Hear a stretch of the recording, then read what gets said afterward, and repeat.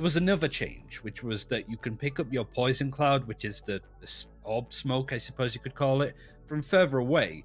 But that actually wasn't in the game. There's like a bug fix in this recent patch saying, actually, we forgot to put this buff in. So technically, she got buffed again this patch, right? So she's even stronger now than she was before. Was Leo playing as an Astra, just popping 4Ks nonstop. Like, he was on fire. When Leo plays controller, I think he's one of the best controller players in the world, considering that he's like 17 as well. Like, That's he insane. is like the future of this game. True. I mean, it's kind of crazy that Vance doesn't think Sentinels are going to make it to Reykjavik. That's kind of my takeaway here. That's nuts. Dude, yeah, I tweeted out. I tweeted out that I was gonna wake up and I wasn't fully awake yet. I'm just gonna do hot takes.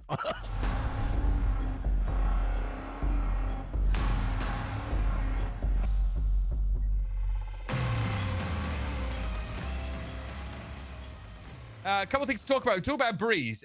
Looks like a fucking holiday that I've been stalling ever since, I mean, my beautiful son came into the world. Obviously, we'll talk a little bit about the weather out in Reykjavik as well. You can see the Sentinels already arriving on the scene there in their fucking helicopter. Of course, they go over the volcano because I like to cut it close.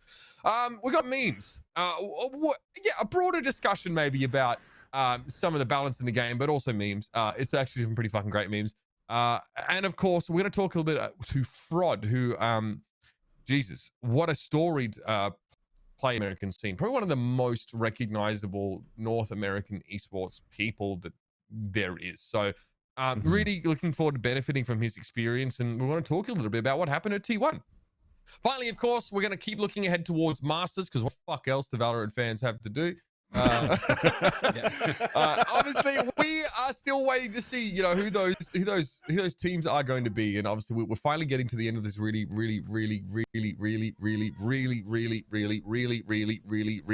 convoluted process of trying to qualify all these regions into sub-regions and such. But we're almost there. We're only halfway. We're fucking top of the mountain. We're already halfway up. Let's talk about Breeze, because well, first of all, obviously aesthetically it looks really pleasing. Quite often though, the maps that look really pleasing are kind of bad. But we should talk about this one because, you know, what I really liked is that everybody who was in VCT, I think, had the chance to get in and test this map, right? So a lot of people got to get in there, guys. Tell me a little bit about it. You know, I'm interested in some of the features maybe that exist in this map that aren't in others. What are your experiences so far in testing it? So I think the main thing that people get wrong about maps like this is, you know, the question is, what's the gimmick? You know, with Bind, we have teleporters. With Haven, you've got free sites. I think since we've had Icebox, we've not really had gimmicks as such. Some people would point to the fact that there's a laundry chute that you can sort of jump down. They had Tonka trucks on Icebox. They changed the fucking A-side box into this little fucking thing that no one... It's like a pickup truck for ants. It's not really the horizontal rappel. The horizontal rappel is the gimmick, where you can fucking Indiana Jones across and just shoot people while you're fucking still on the rope. Right. It's like a minor thing, but I think the difference between Breeze and the other map so far is that it is the most counter-strikey map in the sense of, if you have a mid on this map, you cannot just let it go. If you look at maps like Bind, you can't look at because there is no mid. Haven doesn't really count. Split, impactful mid control, but that's because the whole map is about splitting, right? Hence the name. Sure. For something like Ascent, which is, I think a lot of people would define it as a really counter-strikey map, you can play a game of Ascent and not touch mid, and some teams will just not bother, right? Yeah, Immortals doesn't touch mid. Yeah, exactly, right? This, because mid is so open and because there's so many ways that it connects to the A and B site, if you're defending, you need mid control. If you're attacking, you need to try and fight for mid as well. So it does play out very much like Cash, which is funny because, you know, Volcanoes, the one behind that map in Counter-Strike, and obviously is one of the main guys for Valorant 2. Mirage as well. It's those kind of ones where you really need to start pushing for that mid control. Right. It's so open, it gets very deathmatchy. It's a hell of a lot of fun to play. It looks really good, but I still am not sure how it's going to go with the pro scene, right? They could play it a lot and then realize, oh, this is super defender-sided. This isn't fun, right? So we're still in the honeymoon period of the map. Yeah. I didn't have a chance to test it yet. I've actually watched Ryan Central's video and then looked through about it and then tried to do a little bit of theory crafting about it too. And like Ryan said, it's super open. I think mid's open, A site's open. I've looked at Average Jonas's comments saying it's not really a map for Silva just because it's out in the open like that too. If you're trying to owl drone towards like the hallways, it's too tight as well. So now you're starting to see maybe a good map where an S tier agent like Silva maybe is not going to be as important to be picked anymore on every single map. So it's going to be cool to see maybe a variety of the agents coming into the game right now. I do like the laundry chute. I think that's the gimmick right now because you fall into that, you cannot climb back up into it, and it kind of feels like that laundry chute or just that area itself. You know, in Star Wars at the beginning when they fall into the chute and then it just like the walls are closing. In the garbage chute? Trash compactor, yes. Yeah, exactly. It looks like that, actually. You get that feeling, too. It's pretty cool. Interesting. So I have some elements. I mean, you could climb up the ladder on, like, Nuke and Train in Counter-Strike, but you probably wouldn't because getting up there takes too long if you're silent climbing the ladder, I guess. The concept of one-way, one-way portals, right, that we had on Bind is also interesting, right? You can only go sort of one direction. That also creates an inherent asymmetry on the map as well. So we have the patch notes, obviously, for the patch notes dropped today, and a couple things to mention alongside a Breeze being released. Less crucially, but more of an interesting nature, is that there'll be an unrated queue, which is only Breeze for a while, so people get to just practice this map, which is great. I think that's really good. Like a lot of people, instead of getting Bind 4 times in a row, people can jump straight into Breeze. But I think what the most interesting decision here, and it is interesting because it's maybe a little nuanced, is that they've announced that Breeze will be playable in Reykjavik, which is, by my reckoning, not that far away. So this, first of all, you've gone from 5 maps in the pool to 6. Yes. There's a new map veto and selection process that's going to now occur. So May 24th is the first time we could see Breeze.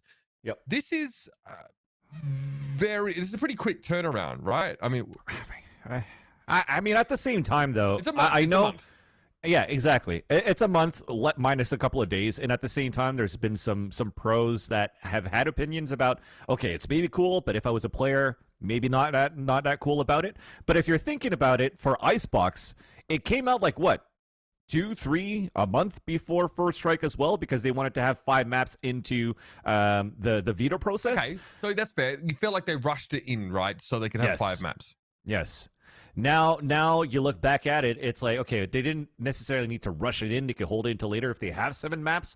But at the same time, I think it's because also when you're looking at the 5 maps that are currently available, it might be stale already with the current maps that are being played. I know there's new agents that changes the way that the maps are being played right now for the compositions for teams.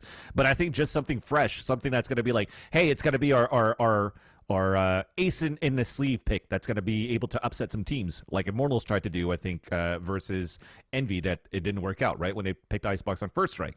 Maybe you'll start seeing on Breeze as well. But I with the ban process, that's where it's going to get interesting, or the new veto process, because it's like what, potentially pick, ban, and then the last 2 maps is a coin toss, and that's going to be even more difficult for teams right now going into Masters 2, in my opinion. Ryan, what do you think about this when it comes to competitive integrity, right? It is a month. Yeah. But in this case, like, there's no reason to rush a map into the map pool, because now you actually have a weird situation where you have a map pool where after banning and picking, there are 2 maps left over instead of the 1. So, like, you used to just be like the map that wasn't picked or banned ended up being the decider in a best of 3. Yeah. I mean, yeah. I'm not sure how it would work with 6 maps. Like, they seem pretty excited to show off their new system, which is probably one of the reasons why it's going to be played in Masters 2. Yeah. If this was like Masters 3 or a tournament next year, like an international LAN, I don't think I'd care. It's within the jurisdiction that Riot has set up, saying, oh, when we bring in a new map, teams will have like 4 weeks to play it before it'll go into tournament competitive play. But this is Masters 2. This is like the first ever international LAN tournament in the game. Surely you don't want the spotlight taken away with the new. Well, I mean, if you're marketing for Riot, you love that. You want to show this map up to the biggest audience that you can.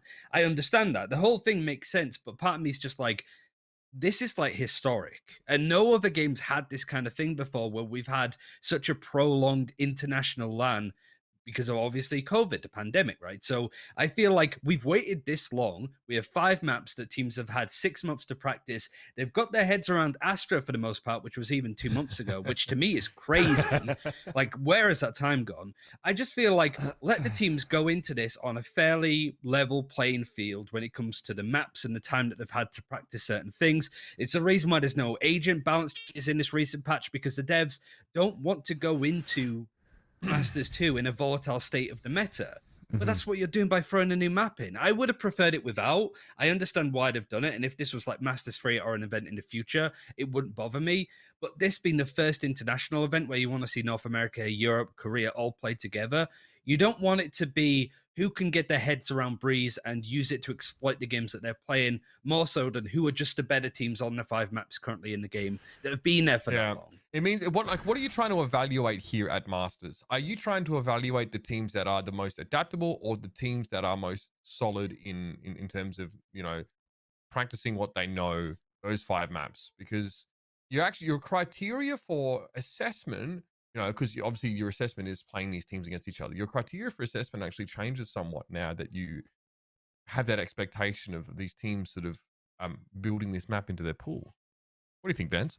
Well, I was trying to think about at the same time, like I see Launders that's tweeting out right now too, like how could they possibly think it's okay? And I'm trying to think back for like Counter-Strike, whenever they're rotating maps back into circulation. So for example, they take out Nuke, they're going to rework It's an Nuke. active duty group is what they have, yes. Yeah, so then once they bring it back in, how much time do the players actually have to be able to practice once it gets into like international LAN too? Because the LANs themselves for the CS:GO circuit follows its own thing. It's not following Valve. Valve is not following anything at all. They don't really fucking care. They're gonna pull out a map. They're gonna bring in a map. Whatever happens. So when Vertical came in, when Nuke came in, how much time did those players and those teams actually have to practice those maps? It was one of those. It was one of those maps that was insta banned for a lot of these teams, and then suddenly like Navi is gonna pick it, then Astralis is gonna pick it, and then you have Liquid that's going to take it and become big, and they start becoming good on Nuke. It may happen that it's going to be the same thing in Iceland for this map, but there's still the possibility there that some teams will want to take advantage of that and be that #1 team right away on Breeze. I was cast in ESL Pro League at the time that they brought Nuke back into the game. The thing is though, is that they were predetermined maps that they would play on. I'm pretty well. Yeah, there were a lot of best of ones as well. It was quite a weird. It was a different format in the ESL Pro League. We had some situations. It was fucked, where like we would have an IP play heroic twice in a row on Nuke twice. Yeah. You know, just weird shit like that. But it was the case that like everyone would try and ban it or just avoid playing it, right? But this is going to force teams. I mean, okay. In fairness, this doesn't mean you have to learn how to play Breeze. This might mean that if you're face, you have to go back and start playing Haven again. You know, you've been banning. So like, it just means that you have to, you do have to broaden your active map pool. But there is the question is there a limit to how broad your active map pool should be? Because it is a bandwidth stress. I definitely think that there's going to be a certain advantage, of course. If you're looking at it from a mat's perspective, then okay, put it in. But if you're looking at it from a player's perspective where they have to veto, where it could potentially be a disadvantage for the first seed or the second seed, because the first seed gets to pick or ban first, whatever the system's going to be. And then the second one is, their option is they could defer. So if they're going to defer it to a team and they're like, okay, well, we're going to ban this and we're going to ban this, there's a possibility that a higher seed still has a better advantage in terms of getting the best maps in the series against you, because you might have like 2 of your weakest maps in the series. Right. I think that's where an issue could happen. I mean, that again, Riot said they're excited to debut their new selection process. So yeah, I mean, we'll see how it plays out. Obviously, look, it's important to note that, like, honestly, one of the major stakeholders in this situation are the actual players. Right? Yes. I don't consider the audience as consumers necessarily to be stakeholders in something like this, purely because, I mean, they've staked their time. That's about it, but it's purely recreational. So there's always the question where it's like, whose interests are more important to cater to, the viewer or the player? And generally speaking, I err on the side of the player, just because that they actually have actual tangible investment tied up in this, and it can affect them. But we'll so obviously pro players not over the moon about it. A lot of people say they hate Icebox, but I know a lot of coaches love it. For example, like Tailored and Psycho and stuff like that love Icebox, and they think it's a great map. So, it's very interesting to see how the perception differs between audience and player. It just came out today, right? It just came out today, and yesterday it was like or you could actually queue in if you wanted to for anybody to participate in the VCTs. But I was going around all the streams and seeing if anybody was playing it, at least in North America, and everybody's just playing regular rank because they wanted to grind the battle pass anyways. So I think in terms of like trying out the new map, yeah, exactly. There was no interest of really trying to showcase that map. Even I was looking in the pro Discord. I don't think there was that many pickups that was being played on the new map yet. I think everybody's focusing on the NA regionals for those that are still in it. And then after that, then you start like theory crafting what's going to happen here with Breeze, where you don't really want to show anything yet. I think it's still going to be an opportunity for surprises for some of these teams that may choose Breeze going into Masters. The cool part about it, though, is that it's international LAN, so you can practice it all you want versus North America if you're here. But then if you're going to have to play against Vision Strikers, for example, who are like at the forefront of theory crafting the whole time, they might have an advantage going into the Masters too. All right, so obviously, point brought up in chat saying sort of the customer is always right. Yeah, I mean, in fairness, consumer and customer, I think we should identify the nuanced difference between the two here, because if this was pay-per-view, fine. I mean, y'all pay to watch this shit. It's good marketing for the game, isn't it? Like, check out this new map that all the pros are playing. Like, that's probably one of the strongest reasons. But I do think in that sense, do a show match. If I have a decision that hits the competitive integrity of the game versus the satisfaction of like let's say a layman or or maybe a sort of a viewer that does not have any material resources tied up in the competitive integrity of the game. Sorry, customer, but y'all can shut up and fucking watch Icebox. Let's move on to talk about our rosters here, because a couple of roster changes through the week, or just a couple of interesting decisions. I think, or we'll just talk about it. First of all, Genji's make some changes, right? We'll talk about this one first. Fine. Okay, so this is an SEA team. Excuse me, not LATAM. Team Laissez Faire, maybe Team Lays. I don't know. I'll call them lazy because they were lazy of finding a fucking actual fifth player that doesn't need to cheat. Yeah, I mean, this is bizarre that this is a team that's trying to play with a player that was previously banned, and they obviously didn't disclose that. So I'm not really sure why they thought they would get away with it. Personally, it's I can't believe they thought they'd get away with it, but yeah, it's pretty severe. It's account sharing in order to circumvent a ban. So I wonder how that affects the players. You know what I mean? The entire team has just been banned. Yeah. So yeah. Yeah. I mean, I saw, is it Blee? I don't know how to say his name, from Counter-Strike, saying that there's a lot of maybe match fixing going on in the Southeast Asia region for Valorant. So I feel that this is just skimming the top of some of the stuff that could be happening in a region like this. It's a shame for casting the SEA region a lot in 2020. There's some really good teams in there, and I think likely to see out of this region is probably X10. But seeing the whole kind of region have this murkiness around it just isn't a good look, and stuff like this just doesn't help. Yeah. I mean, I just think about even Counter-Strike Go when Optic Gaming tried to like greenwall in India, and then they had one guy that had word.exe and got fucking cheated on LAN and got caught. That was like one of the biggest are in the game now. The Forsaken bundle. Exactly. In fairness, so dumb, in fairness, like that's kind of Papega, and you'd really think like you'd do a bit of homework about that region. But like there was a UK COD 4 player that cheated on LAN as well. One of the most famous like incidents where he's banging people through smoke on Crossfire with a sniper rifle on LAN. He had a fucking mouse, and like some mice have onboard memory. His fucking cheats were on his mouse, mate. I remember that. Yeah. Chris Wow, his name was. It was bonkers at the time. Ridiculous. But anyway, so yeah, it's not just India that does this shit. Speaking of bans, this bloke Ghost gets banned live on stream, if I'm not mistaken. Yeah. So this is the game gets okay. I reckon what is Shazam saying? I fucking knew it. I knew it. He might be saying that. Yeah. But I mean, the bloke was then later unbanned. Yep. So this was a situation where Riot's vaunted anti-cheat system didn't quite live up to its reputation. Yeah, I mean, it's like a 1 in I don't know how many chances that these conflict, and then unfortunately Ghost fell upon that spectrum and got banned and then got unbanned. So you look back at the clip from Shazam, it's like, I knew it, and then it's like, well, maybe I'll take it back for a bit. But it actually really sucks for Ghost at the same time too. I don't think it's gonna tarnish his name. It's been protected. Look at the number of upvotes that you have right now on that Reddit too. So I'm pretty sure that he does have that support.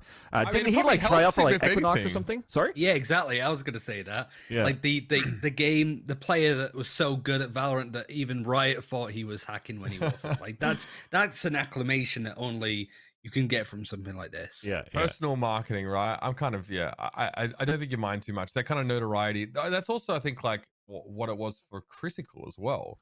You know, that whole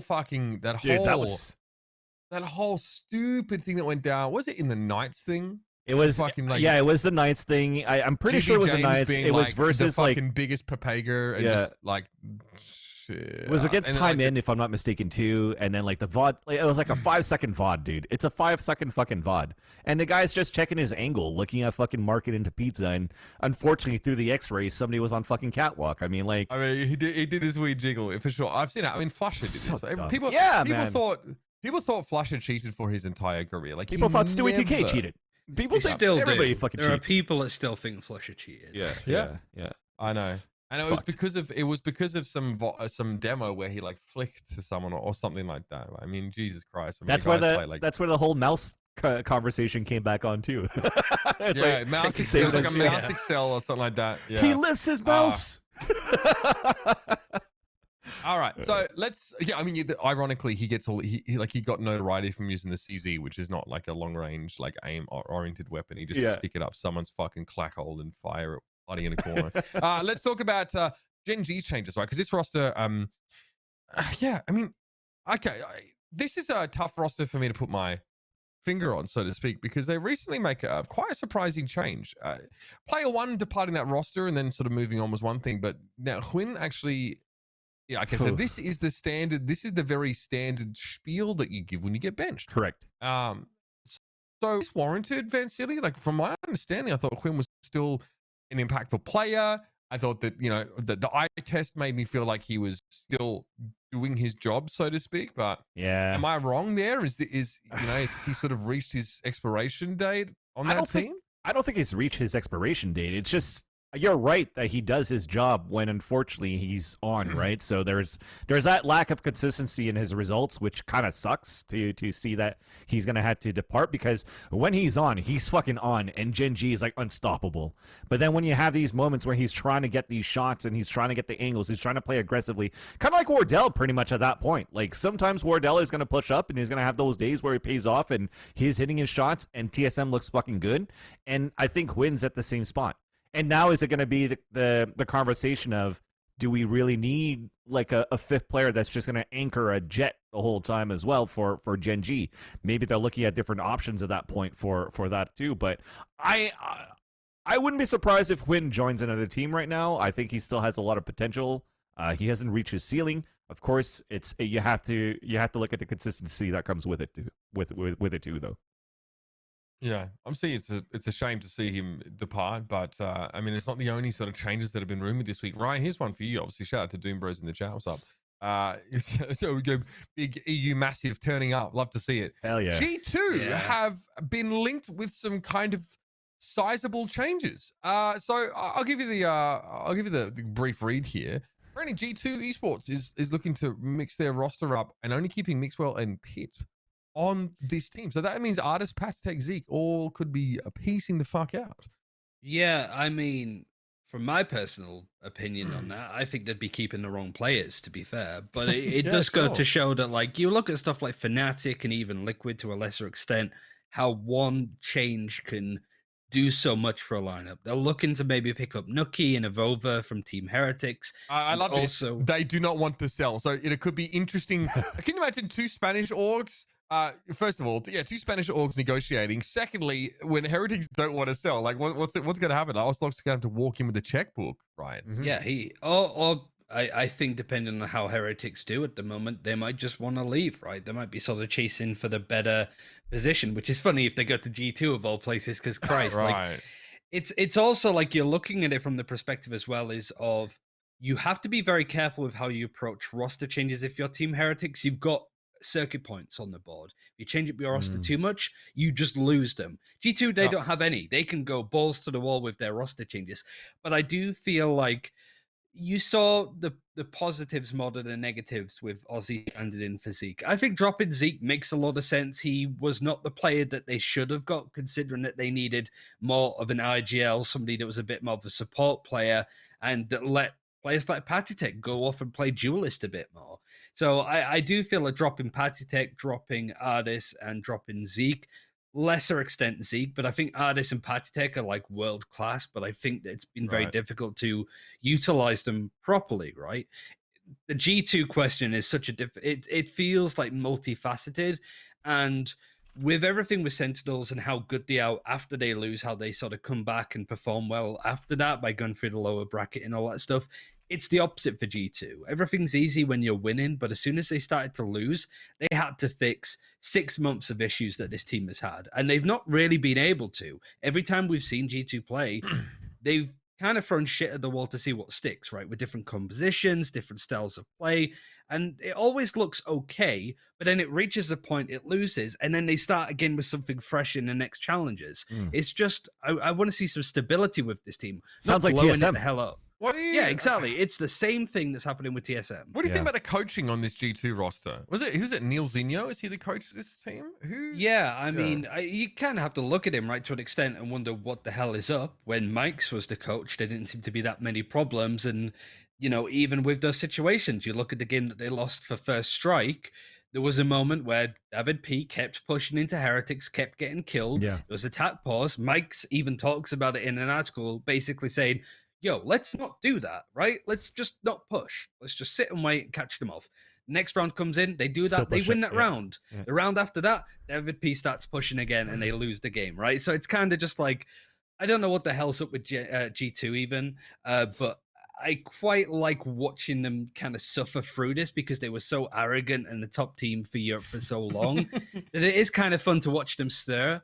But there's also something fundamentally wrong going on to the point where they haven't picked themselves up at this point. I think the fact that they didn't get to the finals for stage 1 and stage 2 for the region, or even properly in the top tiers of like the challenges finals and stuff, is a bit concerning considering the caliber of players that this team has. That's so rough. I'm at the school that I'm like sad that TSM's not making it to like Masters 1 or Masters 2 or even close qualifiers, and they're going through the same issues as G2, and I'm like, I can't wait for TSM to be back on top or find the right footing. And here is Ryan Central and Euros like, fuck G2. Yeah.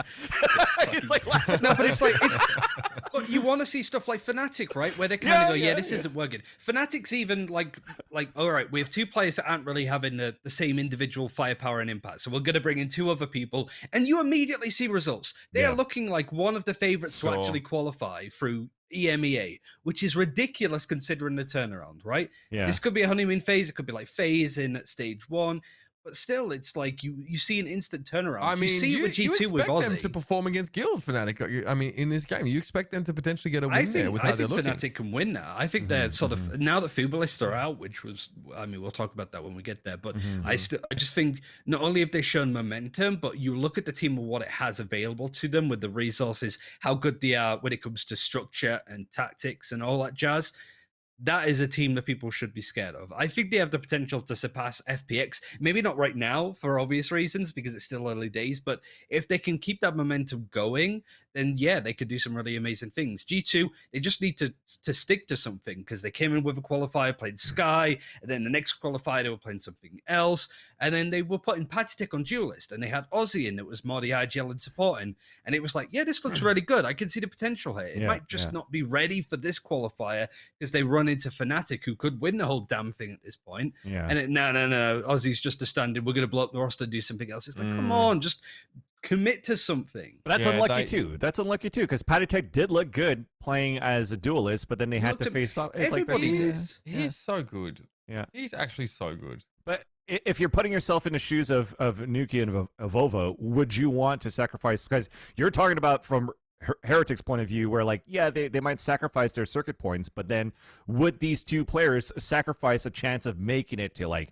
Masters 3 or the Champions final stage, and then leave that and join G2 at that sense? Yeah. I think that Heretics, if they can just sort of at least do okay in Masters stage 3 even, they at least confirm a spot to be in last chance qualifiers. It's obviously tougher for Europe because you have Turkey and CIS in the mix, where you're always going to see, even though Fublis bottomed out of like the elimination, they've still got 120 points. That pretty much confirmed them at least to play in a last chance qualifier at the end of the year, so they can sit pretty. G2, basically their best chance is to win Masters 3, right? That's their best chance of qualifying. So of course, I don't know, just try and build something up. You've got young, amazing players in there. You've got people like Mixwell that could do a lot. Experiment, try stuff out. Don't just, I don't know, like it's a very G2 thing to do, but I feel like doing it now and just sort of blowing up the roster is a bit of a weird thing. And honestly, I think they'll do that and they'll still be in the same position. I just don't see the same instant impact that we saw from Fnatic. Kind of like their CSGO roster right now too, right? Picking up like Nico in the team, like having high profile players in there too. And it's like, oh well, the Nico cousins, or I forgot their last names, but they get to play together, and then suddenly G2, maybe the results aren't what they really wanted as well. So the question is, are you a fan of the European scene or are you a fan of G2?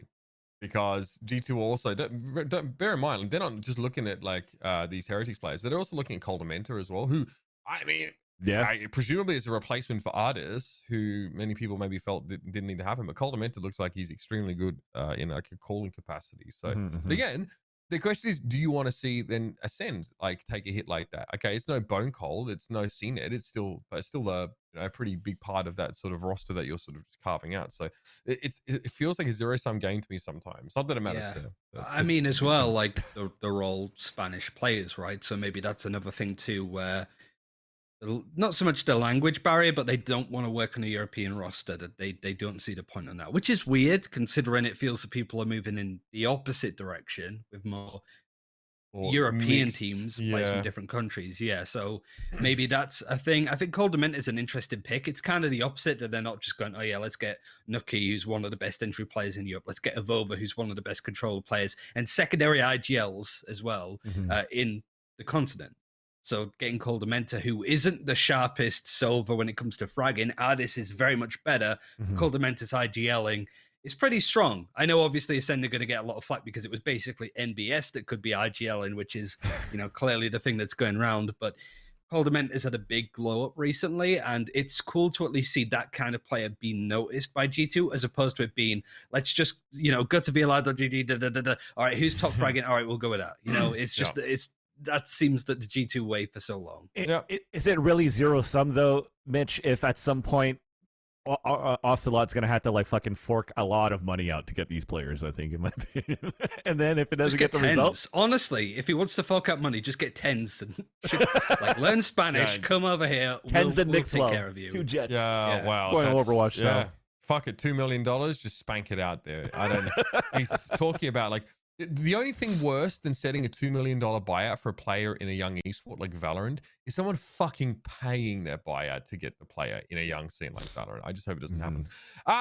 So let's move on to something a little bit different. Listen, this show, typically we're all casters on this show, right? So quite often, like we have like a unique opportunity to discuss casting a little bit in Valorant, because it's an annoyingly hot topic right now. I don't know why it is, but it is.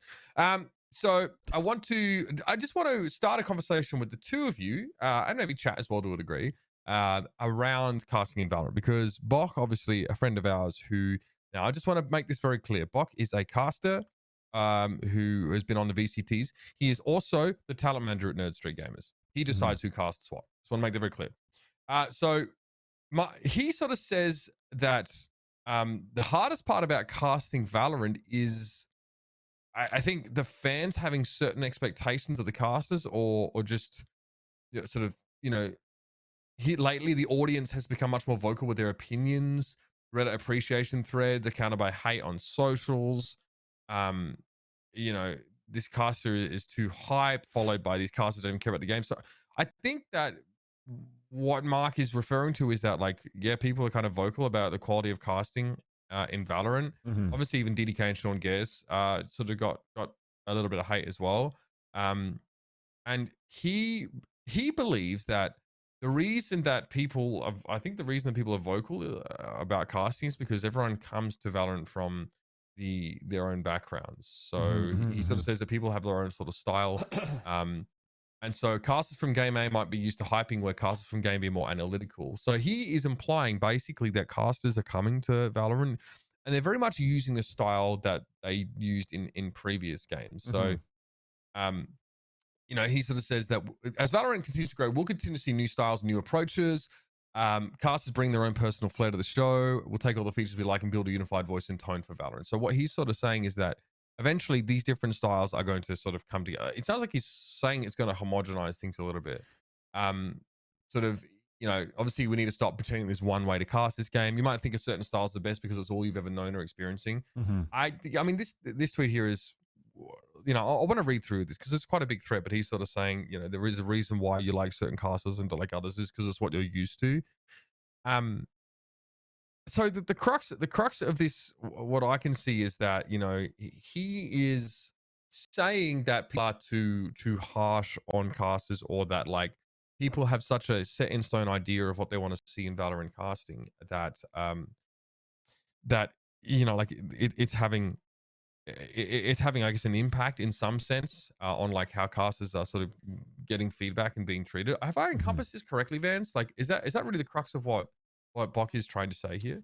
I think the way I see it, and I paraphrase it by reading through all that, it's like, hey, let's just give the casters a chance. Let's give the community a chance to like grow together because the game is still new.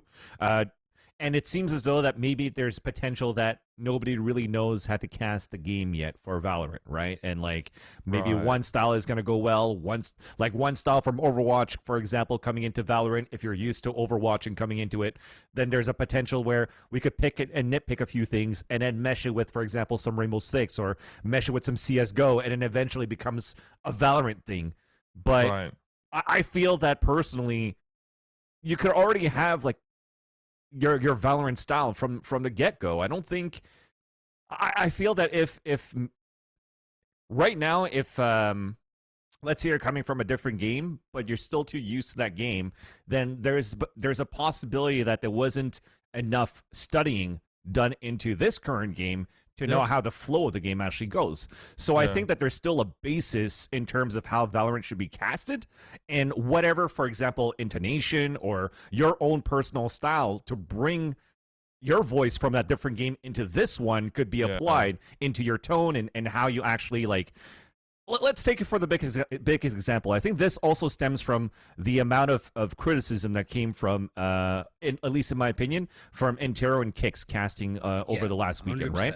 So looking at that, Intero and Kix for me are amazing fucking casters. When it comes down to the audience saying that Parker and Michael don't hype the game up enough and stuff like that too, look at their fucking clips in Rainbow Six. They've had so many highlight reels of casting in Rainbow Six that's been like in the Hall of Fame of like Rainbow Six casting at least, and for the scenes that they had for like invitationals and whatnot, the SIs and the majors of the world for Rainbow Six.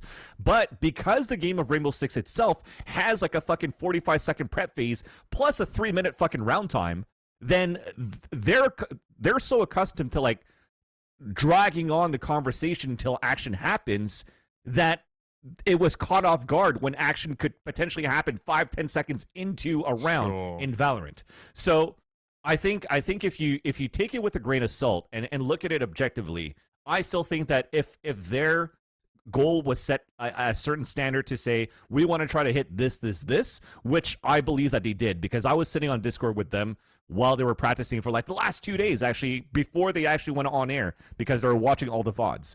So I feel that they've reached their goal, but maybe it wasn't at the standard of a Valorant fan who really follows like the scene and like the competition and the storylines of these teams, and at least of the rounds that actually happen. So you give that time, yes, it should happen. They'll eventually get it. But was it the right stage to do it right there?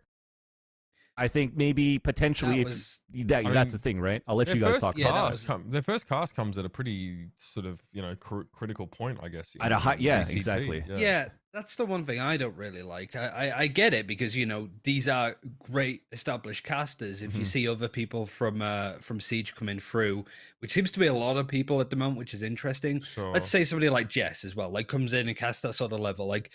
You understand why these casters get that opportunity. They're much more established. They are professionals. They have talents that somebody like me that sort of worked the way up just the old-fashioned way. I am not as good a caster as them, and it will take me years upon years to be anything close to them because not only are they, working at the top tier, they've done this for longer and they've done it in a regular circuit and been able to get consistent feedback at that point.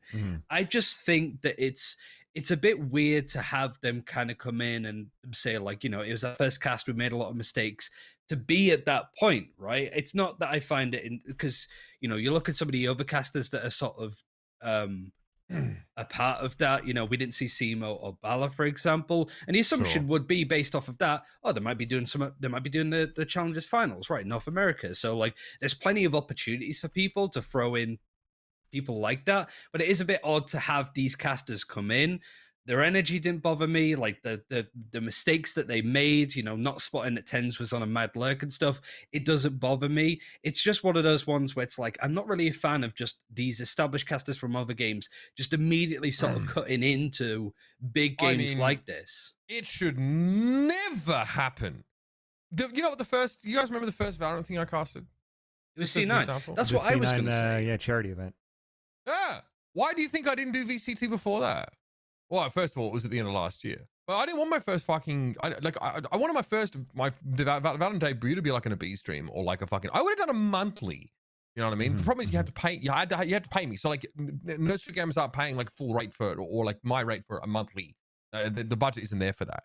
So I had to like find a way to like... And I said this time and time again. I'll make sure I'm not taking away the gains from people that deserve it, but I want to get in and get that chance. There's a whole lot to unpack here for me personally, but I want to say this first. If you come into and you cast it like the game you came from, you're dog shit. You're a dog shit caster. Or you're so wrapped up in how good you think you are from that previous game that you think that style is the style. I'll just spot that right away. I'll be like, you're dog shit. No good. Like there's all this talk about there's such a diversity of styles that the feeds this Valorant casting. Okay, in a sense that's true. And in a sense you can't help casting in a way that you're used to casting. But if you don't develop and tailor your own specific approach to Valorant because it's Valorant and it's not like the other games, if you don't come at it differently because it is a different game, you're shit. You have no fucking idea how to do your job. You got lucky and then you just built a fucking routine in a different game and you have the audacity to think that it applies. Even fucking DDK is like Valorant's way different to Counter-Strike. You know what I mean? Yeah. So like I don't like this rhetoric around like everyone's bringing their own style. Okay, everyone's bringing their individual styles, yes. But if they're bringing like, and that style might be influenced by a different game. Like if you come in here, people can't do it, mate. They do it. I know they do this because they're too lazy to come up with their own heuristic that's specific to Valorant. It's actually super disrespectful. And the fact that these people get opportunities kind of blows my mind. It's like you cast in Overwatch in a Counter-Strike way, which is something that you didn't do, right? Same with like Semler and stuff. I mean, you take fundamentals and stuff that really works when it comes to narrative, building it up and stuff like that. Casting it almost like a fighting game, right? You can't talk about every single thing that happens in Overwatch. You have to talk about the bigger picture to an extent, right? You can't be like, all right, the Zarya used to grab, the Reinhardt used to Earthshatter. Like, you've got to kind of find the main narrative. And DDK did a really good post about how to cast and stuff. And yeah, I do agree to an extent that it almost feels that you lack self-awareness if you go from one game into the other and just assume that you'll be able to cast it the exact same way. I eat those casters for breakfast, baby. And it's also like I've done it my whole career, mate.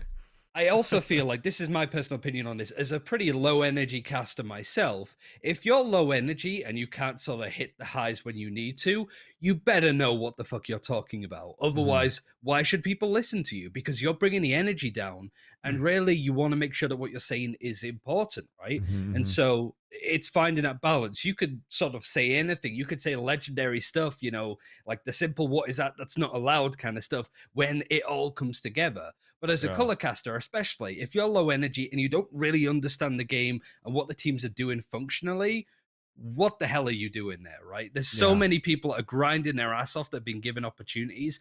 But yeah, it's not so much specific to Intero or Kicks. I thought they did well, and like Exactly. it was just one of those things where it's like it's fine. Like I get it, it's fine, it's whatever. I know they wanted more from the overall. I think when I spoke to Parker, he said like the first game was kind of rough because he had to erase like years of pacing Yes. of like, but Yeah. I mean they practice casted, so they did their work. But like with all due respect, yes, you should do that.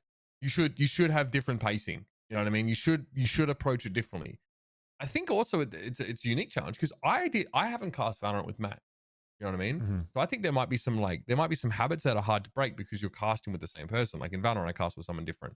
So Yeah.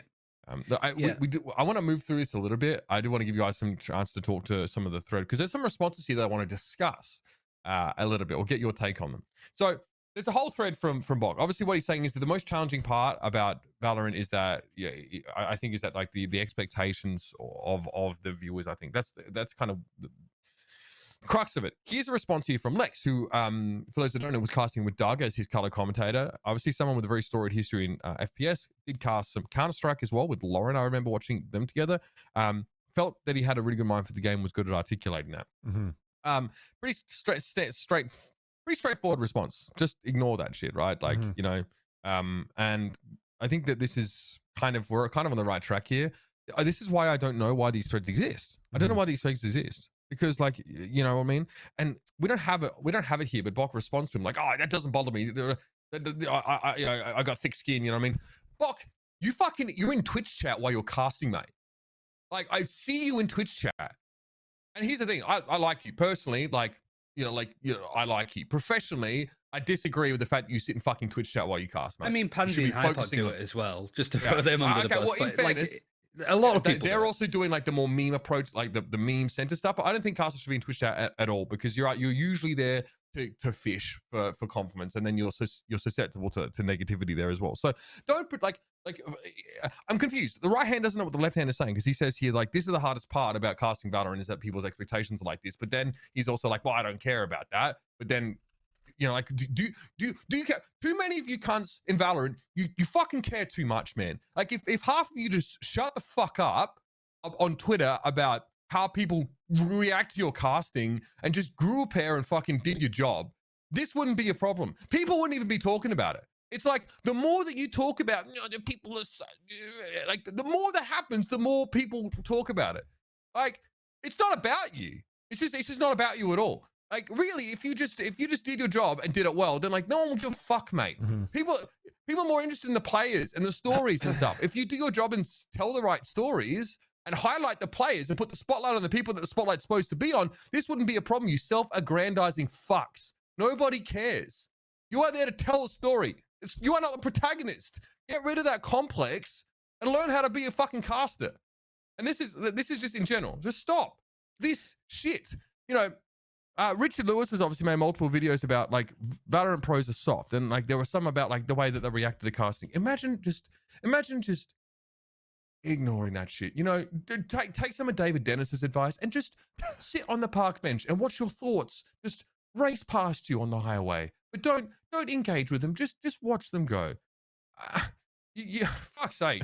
Like this is so annoying. You have so many people that you can actually get feedback from, like your peers, and you choose to get it from the lowest common denominator of people. Like I'm so we said it many times. Sick. Said it many times so already. Sick of this, man. So many times we said it. Like just stop fishing for compliments or whatever on Reddit threads or even there. Like even replies going on Reddit from Box thread was like, yeah, man, like I get it. There's no real way to cast a game right now, but what do you think about my casting? Like give me some advice and I'll listen to it. And then you start like, oh yeah, okay, I accept it, and I'll try to do better next time and shit. And it's just like you're never gonna be able to please everybody at once in the first place. And the second of all is just fucking read it. And if it does affect you, then self-reflect with it. That's what I do. At the same time, like when First Strike was announced, and then somebody said, I love this talent right now. Vencilli is a charity case. And then in my head, I was like, okay, imposter syndrome. Why am I a charity? Right? I take it back.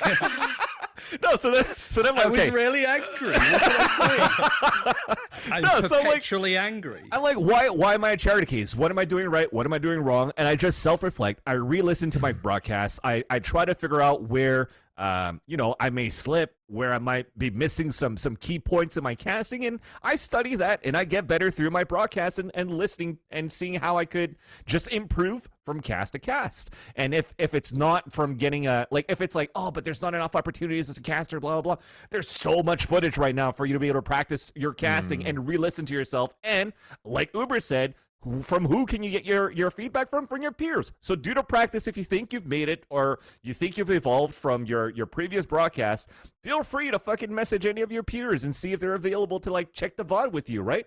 Yeah, I'm fucking right at this point. Like, if you're going to continue to let this shit affect you, you're always going to have an imposter syndrome trying to make it into where you want to be in your career in casting. And I think it's just like swallow it with pride and just fucking don't have to be vocal about it. Just if you think you need some work, if what you read affects you, then fucking just fix it without trying to argue and justify your casting style. Yeah, absolutely. We saw that on Reddit, right? We saw people. Sorry, Golden Falcon, I'm calling you out here. I saw like him actually sort of talk through why he commentated the way that he did on Reddit, and I'm like, well, I don't know what the purpose of this is. I felt that really bizarre. He didn't like hype up a judge ace or something like that. I remember that. I think the main thing, certainly from like years of being a YouTuber as well, it's kind of like the whole don't look at the YouTube comments kind of stuff. But for one, that's your audience that you're just ignoring because you feel that you're just better than what people can bring you. I think that, yeah, obviously when people are chatting shit and, like there's like VODs and stuff of some of the games that I've casted where people are like, this guy's putting me to sleep. I'm just kind of like, fuck that. Clearly this guy doesn't know what he's talking about, but it is something that I'm actively working on. If I ignored everybody that said that and I was casting at, a pretty low level like this all of the time, I wouldn't be improving, right? I think the main thing for casters overall is they're looking for that instant sense of gratification and respect. I think a good example of this is like with DDK, he's saying like be an expert in the scene. And I saw on Reddit talk about it and it's kind of like, oh, why is Sideshow and stuff not casting? And it's like, as if Sideshow is the only expert on Valorant when it comes to like color casting in the scene. That like why wasn't Vancilli mentioned? Why weren't people like Hypok or even Mitchman, who's a literal analyst for a team, that are mentioned as being experts in the game? Because nobody gives a fuck, right? Exactly. It's just content creators and there's entertaining people. I love Sideshow and stuff, and it's like Sean Garris gets a lot of credit too. But let's not pretend that these are the only people that know how to talk about Valorant. So, like, I'm not including myself here, but I did YouTube videos on the esports scene, and then suddenly people were calling me an EU expert. Like, I know a good amount, but am I fuck? Like, I am not an expert in this scene. I have a long way to go. But it's people's, like, warped sense of, like, this guy knows what he's talking about because he has, like, 10,000 subscribers on YouTube, or he streams to 1,000 people. That's not how you get it. Do you think anybody that won, like, Caster or Color Cast of the Year, first of all, actually gave a shit about the award, or secondly, was looking for that gratification? No, they just came in to do their job, fixed it themselves without the help of Reddit or anybody else. They looked at it and tried to improve it on their own, as opposed to thinking that it's okay until a peer comes along and says, this isn't good, fix this. It's just one of those things where it's like, you will not get recognition of being a good caster until like 2 or 3 years time, maybe until you're a franchise caster in one of those leagues, right? It's not even, you're not going to get the credit that you deserve until you make it. Even that doesn't matter anymore. Like, for me, to be honest, like if you're gonna go through a Reddit thread and people are gonna be like, Sean Garris and DDK best casters, Uber best caster, Ryan Central best color commentator. If my name is not mentioned, I don't really give a fuck. I'm still getting the events, which I tend to believe that I'm doing the right thing. And at the same time, it's just like, if you and to get back on topic, right? To get back on topic where we're at and why this thread came out and like, oh yeah, there's no real weight of casting right now. I believe that there is still some sort of basis to be able to cast a game. Watch the fucking VODs. You'll understand at what point as a play-by-play by watching a set strat, the lurk play, the abilities that are being used at the beginning of the round. Then as a play-by-play, okay, how do I apply this into my broadcast? When should I pass it to my color commentator after that? What should the color commentator do during this pause? And then once it gets back into the action, should I continue with it? Should I pass the mic? Like, all of this could be theory crafted just by watching VODs. Like, it doesn't necessarily mean because you have never casted the game or come from a different game that this game, there's no way of casting it. There is a way of casting it, which is why, like, we're getting some amazing broadcasts so far in the there's the at least big like stage. there's a spectrum of casting it, right? I think there is not good Valorant casting and there is good Valorant casting, right? And I actually don't think that's very subjective. You know, like I think there is like a Venn diagram or something like that. You know what I mean? I want to bring up another Twitter response to this thread. This is just it's a discussion that I sort of see on repeat, and it's a little bit tiring for me, but I do this so I can address some of these things. All right, so this is Tom Battinger here. He's been a commentator on Smite primarily for quite some time. I love this guy. I actually work with him on Brawl Stars. So he responds to this thread sort of saying, so first of all, I like this. He points out that, oh wait, I didn't think that there's going to be a homogenization of styles. Now, this could also be a misinterpretation of how Bok put it, but I don't think we're going to have everyone casting the same way. Maybe what Bok is trying to say is that there will be a rough sort of, a rough similarity between casting styles in Valorant. So, and more that the different styles will be appreciated. I can tell you that's a fact in Overwatch, for sure. Commentary is subjective. Whoa. Okay, so usually like what you're used to. That might be fair. Okay, so this is a little bit dangerous because, you know, the assumption is that like 100% of commentary is subjective. I see bad casters use this as an excuse, actually. I see like casters that are like, oh, I got bad feedback on Reddit, but fuck it, hell. I mean, like, it's just really a matter of opinion, you know what I mean? It's subjective. This is a danger for up and coming casters. This is a dangerous trap to get into, because if you just say that that casting is subjective, that means that you actually can escape any culpability to, you know, there is a element to not respect the of standards. casting. Yeah. There is an element of casting that is subjective. Yeah. The majority of it is objective. And I'm telling you right now, I don't need to design a esports exam that costs $400 to establish that there is a standard for casting and that there is an objective application of technique that I believe is very important. And I could say that because I'm more experienced than most casters nowadays. So I'll just use my tenure to say that. Sure. It's not all subjective. No, there is a portion of it where it is subjective, and there is a portion where you should allow your style to flourish, but don't just assume it's all subjective. Some casters are just shit. Some casters are and some shit casters are the ones that, and I'm not calling out Bok here, to be fair. I think he's totally fine. But there are actually casters that make these kinds of threads being like, I mean, you know, like people just don't understand my art, and you're there just fucking taping a banana to the wall and calling it a fucking classic. You know what I mean? Like, sorry, objectively, you can be bad at casting, and there are lots of casters that get opportunities like this that are objectively bad at casting. Let's roll this tape, and you tell me just how subjective this is as to whether it's good or bad casting. Roll the tape. The Cadian's decoy was still up in all this time. Yeah. You heard about the Cadian 1v4 with the P250? I haven't heard of that. How does it go, Chad? Well, it was a pretty important round. It was for the title. He actually won it with just that P250. Yeah, I can't believe it. Nobody was looking, and he managed to sneak his way all the way through the backlines here and shoot Shiro in the back of the head. Right. And what did he do after that? That's nuts. So he actually shoots the AWP in the back of the head without anyone looking. Gets the AWP and kills the guy CT. Yeah. Oh my God, he's knifed him, and he's gotten away with the AWP. I'm starting to get nervous. There's no way. Cadian, you can't win Pro League like this. You can't win Pro League like this. No way. Exile's left. 40 seconds and the bomb's on A. Take your time, son. You're about to make the play of your career. Oh my God, 30 seconds. Now, Exile's on ramp. He's got 30 seconds to think this one through. A knife kill? You can't. He's thinking about ramp. Jumps. Saw him. Exile gets the info. He just has to hit this shot, and he's done it for Heroic. The leader, calling well above his years, clearing corners. Oh, no! You're an animal! Heroic have done it, and I just can't believe it. 40% of their team Only together since February. So if you don't like that, you're wrong. It's not subject. You're actually Yeah, you're actually just a dumbass. So what I want to try and point out, Sponge is a caster. Vincent, shut your mouth. Just shut your fucking mouth. Those two obviously since this year have been casting together, and Sponge makes the transition off the desk, and the machine was sort of desk hosting for a period of time. But these guys are commentators. Yeah. If I hear someone say I don't like this, I'm like, well, okay, that's fair. But I mean, I don't really think that you have the capacity to evaluate what makes good casting. There are a ton of reasons why that is very good casting. I think the fact that they sort of toy with the idea and the machine is very ready to allow that to be a reality. And they, it's very early on that Alex actually believes in magic.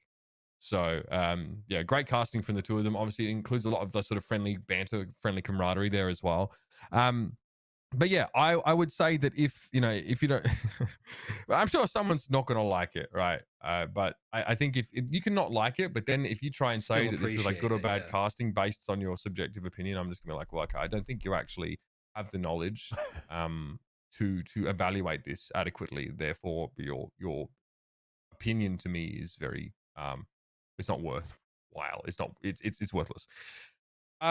I think we can agree like that, through our careers, we've probably seen examples of just objectively great casting, and a lot of it comes down to technique, and technique, I think it is a repeated approach, right? Mm-hmm. It's something that isn't just based on how you feel on the day. It's stuff that you learn and that you rigorously apply time and time again. And I feel like with Valorant too, it feels like somebody mentioned it in the comments, and it goes deeper when it's like Valorant's lifespan as an esport has been escalated. Where Benjamin Buttoning this shit to an extent, right? When it comes to where the esport is currently and where the talent and production is, especially in the middle of a pandemic, right? So there will be people that will ask for feedback, get feedback which is legitimate, and then be like, no, sorry, that's just the way that I do things. That's just the way that I cast, which is obviously pretty insulting to the other peers and maybe higher up talent that's giving you that advice. Yeah, exactly. Like if Vancile's giving me advice and I kind of go, no, you're wrong, then Vancile's gonna be, all right, fuck you now, I'm off. Yeah, fuck you, Ryan. But also, these people will be sat here thinking, why am I not casting Masters or VCT or anything? Why am I not further along in my progression? First of all, even somebody like me that's, I'll be honest, being mopey about the fact that it took so long to get into Europe for multiple reasons. You got to sort of look at it from other esports. If this was Counter-Strike, you're waiting years before you get to this kind of level. So be thankful that you've got that far. Right. It's one of those things where it's like, people in Overwatch have to. There are people have been doing contenders for 3 years waiting for their chance for the Overwatch League that maybe didn't get it this time around. They're fine. They will continue to hone their craft and to improve, and they have done over the past years. If you're kind of going, all right, I didn't get to cast this section, like the closed part of VCT, when I got to do open on multiple cases, and I get to do all of these other things, like check your privilege almost, work on your craft, and kind of remember who's around you. You've got Tastosis coming in, best casted duo maybe in the world when it comes to other games in Korea. Have they got a long way to go in Valorant? Absolutely. Mm-hmm. You've got all of these Siege casters that we spoke about. You've got Ender that's quitting the LEC, that's potentially going to be doing some Valorant stuff, who play tested the game since day one, man. So he will know his stuff in that regard. Yep. It's one of those things that, like, it's a very competitive nature. I get to work with some amazing people now in the VCT, but if I had to wait years before I was able to do it, then that's just part and parcel of it. Continue to improve, make it so it's a mistake that they don't have you, and don't sit there and bitch and moan, especially about other casters that got into that position, because people hear about that shit and they don't like it. Yep. And there's a time lag, by the way. You can be the best caster for a year, but people don't really start to realize it. Even those that make the hiring decisions, people don't realize that until about a year later. So just want to remind that you could be at the peak of your game, but people won't realize you're good until a whole year later. At times, that's how that's exactly what I mean. Yeah, works. There's a time lag. Anyway, look, we're talking so much about this, but yeah, I agree that at the moment, look, I like what Box's doing. He's trying to open up Valorant casting to opportunities to a lot of casters, but the problem is it creates a really variable quality in casting. Mm-hmm. This is the trade-off you make to get tons of people involved from different sort of fields. But I walked into Valorant respectfully, didn't jump in and take someone's grand final. Treated the game like its own thing, and I think I did a good job. So that's how you probably should approach it in my opinion. Anyway, DDK wrote an article about it. You can find that. It's pretty wordy. It's very academic, but it sort of talks about some of the approaches that are important in casting. And me and him have been chatting a bunch since he's been in Montenegro, just back and forth texting each other. And yeah, I really, a lot of this stuff, you want to talk about some of the objective guidelines, this is a great place to start if you want to deal with the technique, but I won't read it out, it's too long. Let's quickly jump in. Oh, well, look, we got fRoD coming on later on, so I don't want to make him wait for us too long. So let's crack on here, because we'll talk a little bit about the Masters Reykjavik coming up, right? Obviously, it's pretty important. We need to reiterate a lot of how it works, because frankly, it's confusing to every single one of us here. So first of all, here's your overview, right? Just to give you guys a refresher. By the way, the date as of today is April the 27th, right? So we are just before Valorant Masters in Reykjavik here. We are almost halfway through. What the fuck, man? That's wild. Yep. I'm fucking flies. Absolutely wild. So that's sort of where we're sat in the grand scheme of things here. And again, to remind you of the qualifiers, right? 2 BR spots, 2 EMEA spots, but it could be CIS, Europe, and Turkey, which is awkward. There could be no European teams. We've talked about that a bunch. 2 from NA, 1 from Japan, 1 from Korea, 1 from LATAM. That's North and South combined, and 1 from SEA, which has a lot of sub-regions. The Indonesian sub-region is fucking gigantic. So there are a lot of sub-regions that are built into these larger regions, and they have to have extra qualifiers to sort of ensure that. So stage 2, so yeah, here you go. Here's how it sort of works. This is another visual representation of it. Look at all these sub-regions in SEA. Look at like Philippines, Thailand, Hong Kong and Taiwan, Indonesia, Vietnam, Myanmar, and Singapore. Let's go, Vietnam. Fucking Jesus Christ. So anyway. Xin chào. Yeah, I don't know what that means, but yeah. That means thanks. I know that one. Yeah, so this is obviously how it works. Stage 2 is different to stage 1 in terms of so how the Masters points kind of work, because in stage 1, because of COVID, right? Exactly. Those sub-regions were the Masters regions. Yeah. Now we have a Masters for Reykjavik, which is a global land. The previous ones were not sorry, they were not global. So you could get multiple teams per region could get Masters circuit points, right? And you can see that here. So for example, EMEA has 3 teams with 100 circuit points because they won their respective regional qualifiers. For North America, though, it's just Sentinels because they are the ones that won that Masters event. We've also mentioned how that could cause problems because Ascend Footballers Gambit, I mean, there's the potential, there's no sort of European teams going there. There's only 2 slots and there's 3 sub-regions in EMEA, it's being CIS, Turkey, and Europe. So that's a little awkward in and of itself. But the way that you earn circuit points changes now. So if you remember, in the past, challenges didn't give you any Masters circuit points, right? You could only get points in stage 1 regional Masters. But see, we have a difference now between regional Masters and Masters. So now the teams that played in the regional Masters obviously get their points, but now you can get circuit points for being in the Challengers playoffs, which is like your region's Masters beforehand, right? It's like we've added another layer.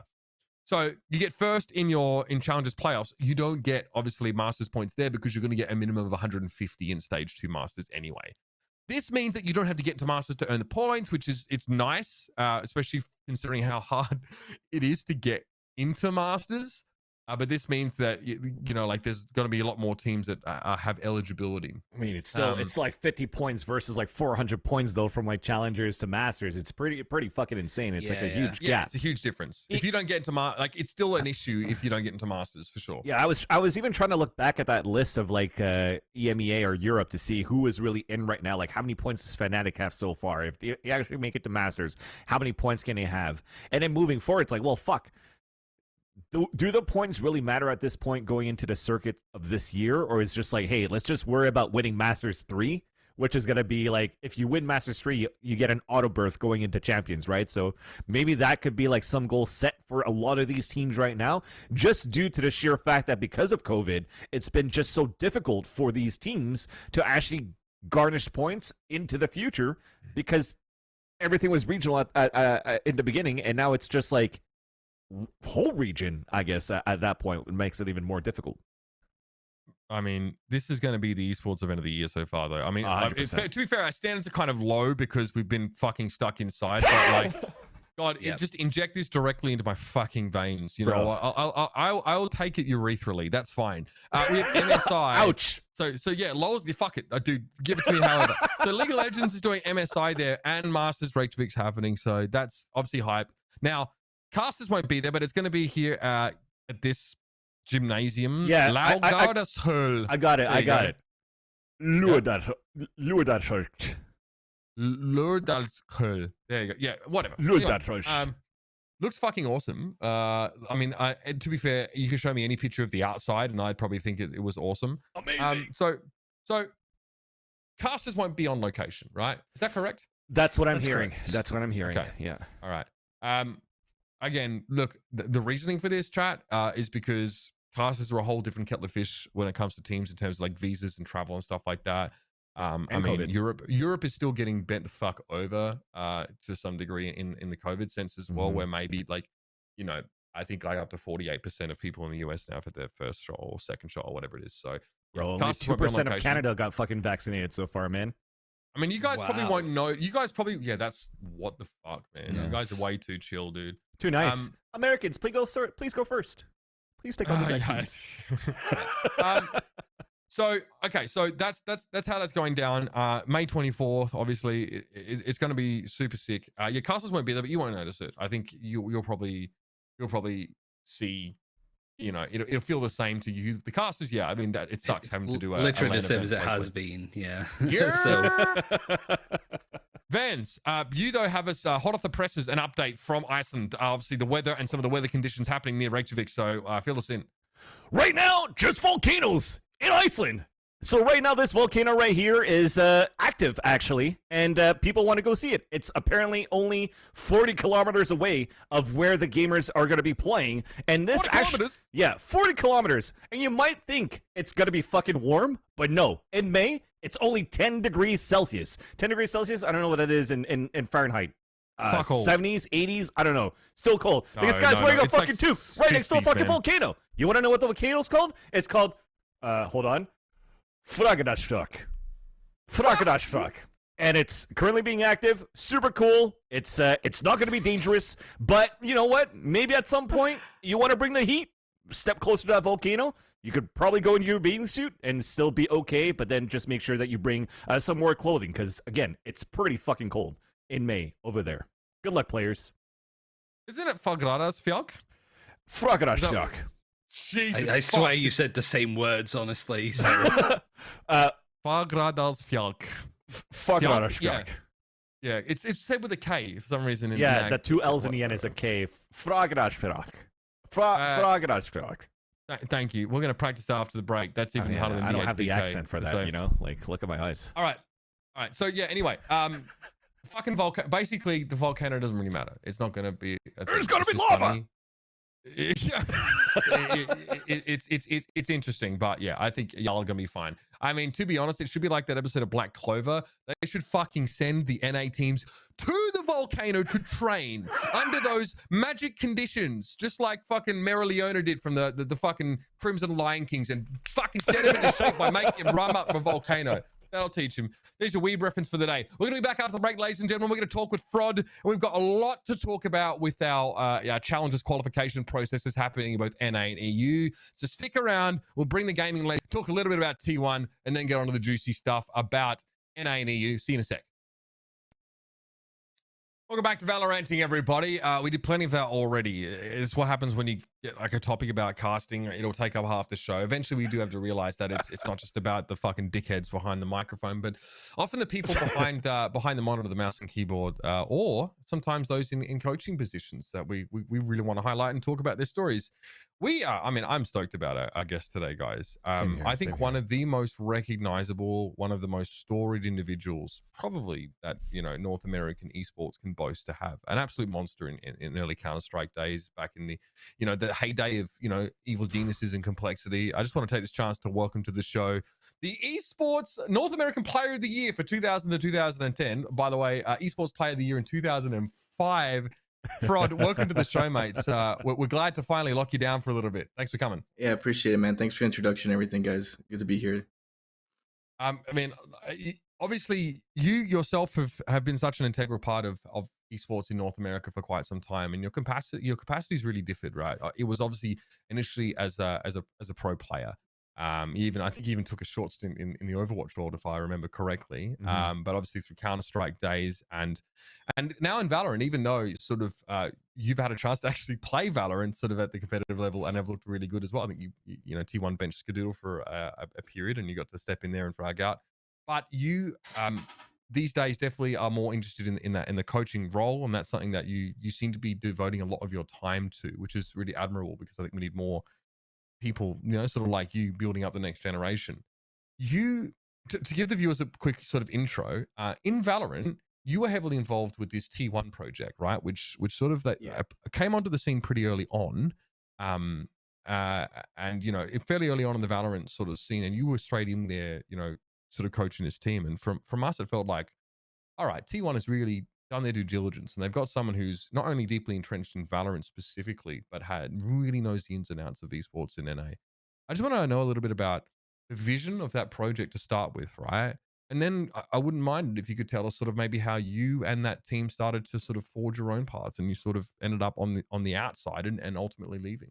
Yeah, I mean, I think originally just seeing the kind of the players that were involved, it just, you know, caught my attention with Brax and AZK, the original guys that were brought on board. And then I guess the way that they had kind of, it's like Brax just told me, you know, it was like kind of the thing that we were trying to build like previously in Counter-Strike, and wanted to build a team. And I guess I kind of figured that we all had some sort of say in this project. I was brought in on board for a specific reason. But I guess I just started realizing pretty soon on that they didn't even really like know who I was. I don't even know if they did like a lot of research on like any of my history. I think that they just kind of viewed me as like a friend of Brax. And while I love that, I think that based on what I've done in esports, that's like not really the right way to look at it. You know, it's like kind of, I think it's not really a good way to look at it. And while I understand that coaches in some cases have bad raps of being too attached and stuff like that to some star players and players like that, I think that, you know, some guys in the team and even Brax would agree that, you know, I was just like a different person before I even became a coach for Brax or for people in this game. So I think that once I started realizing that, it just became kind of difficult because, you know, it was a project that there was player vacancies, there was certain expectations and a lot of things that were going on. And I felt like I could have brought a lot to the table as far as, you know, that goes, having like an academy team as well to recruit some young talent. You know, I was definitely involved since the beta of the game and playing it quite often to not only stay on top of the meta and feel like I can add some value as a coach there, but also to keep my eye on the up and coming talent, since this is going to be a new game and you were seeing star players from all sorts of different games coming through, and I wanted to see how that was. So I think I just started, you know, early on discovering that it was just going to be not really like that. I was more brought in to be like a yes man and anything like that. And it's a little different than what I kind of expected. Yeah, it sounds so strange to me because you both such a wealth of experience.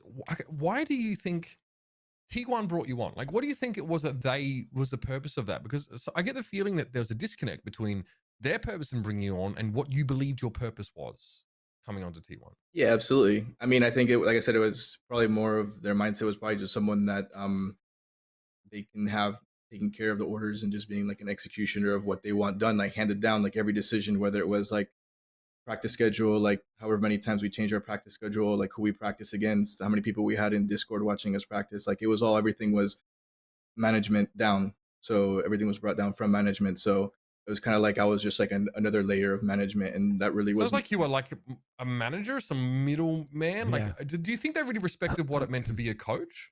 I mean, I think if anything, maybe the mindset is just a little bit different, and I wouldn't even put that on like the legendary side of T1 from the Korean side that maybe views gaming from a different path. I think maybe this is some of that heavy corporate culture in some ways that are brought into some of these organizations that it just kind of resembles like just even when I had like a real world job and stuff at the bank, like just so many layers of management and so much things, and it's always like reporting down, and it just kind of didn't feel what esports is about, or even kind of what any other experience in esports that I've ever heard of or experienced or seen, really.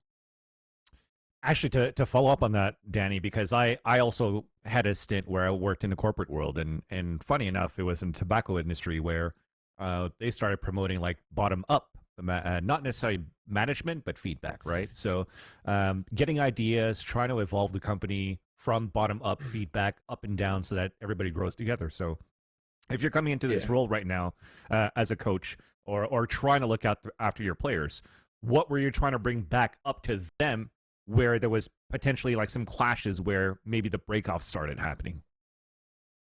Just like even when we started like looking into making changes of like players and this and that. I mean, we had an academy team, and while they were potential tryouts of some of the academy players, we didn't really like pursue them further. They always had like maybe a big name player, someone in specific they wanted on board, or you know, I had the idea of scrimming all sorts of teams, right? Like these VCTs, they remind me of like mini CPLs, right? Like you just got to play every single team, right? So their mindset was only play like the same 5, 6, 7 teams and practice the same top 6, 7 teams in the US. And my mind was like, we need to play everybody, a little bit of everything, right? And Yeah. once, you know, I had people like in management canceling practices behind my back and putting me in shit positions against other coaches to kind of force that sort of agenda, and getting lied to my face about some of those things, I started realizing that, you know, things weren't going to be that simple here, and maybe some lessons and some deep rooted lessons I maybe wanted to teach from like my experience of back in the days of how CPL was, you know, like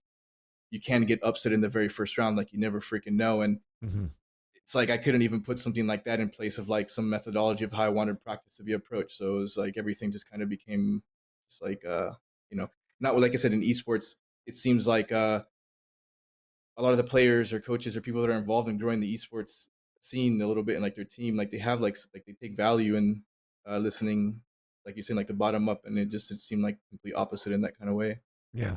Is that why potentially in the first wave of changes, you had Crashies and Victor that kind of like left the team? Was it like this sort of like toxicity that was already brewing between like a management and you guys as coaching players, where they're like, fuck it, we just want to out and we want to find another exit, we want to find another opportunity elsewhere?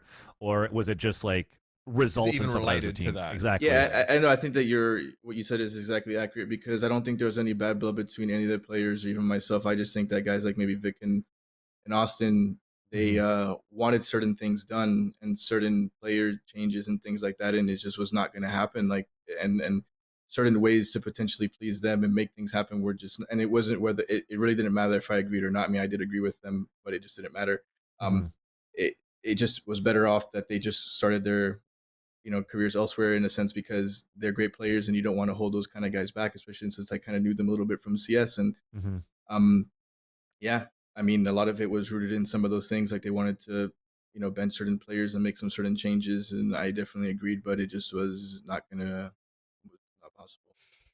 For context for the listeners, T1 is a project that is very different to SKT T1 in that the esports side of things at T1 is run by individuals that used to work in management positions at Comcast Spectacor. Their CEO was a financial manager at Comcast Spectacor and dealt with a lot of the budgeting on that side. Now, while he seems to have a interest in esports, I can testify, personally having worked with him, that he is not endemic to esports, and there's definitely the way that he's conducted himself has been questionable. He is also involved in the absolute fuckfest that went on with T1's League of Legends team when LS was brought onto that team, faced an unprecedented level of abuse from Korean fans. And then Joe Marsh, the CEO of T1, turns around and fucking kowtows to these psychotic fans and has, Last Shadow LS removed from the team. So the way, it's pretty interesting the way this sort of thing's being managed in general. It's a classic situation, I think, of, non-endemics coming involved with a lot of money. And I know these guys because they're the Philadelphia Fusion guys, right? Yeah. The guys in their Overwatch. Well, I mean, but that kind of leads me to another thing. Like, when they put us in these apartments in Inglewood, like the first thing, like, it's like they just got to, I'm pretty sure it was like not the worst situation or whatever. Like, how's the internet? Well, that's the thing too, right? So it's sad because my one request was I wanted fiber optic internet. They ended up getting a Spectrum, which is like 80% packet loss. And my concept is like educating them on like what it even means to be a cable internet, which is, by the way, what Comcast is. Like the way that it's routed inside of apartment complex, you have one line routed, it splits. The more people on it, the more it lags.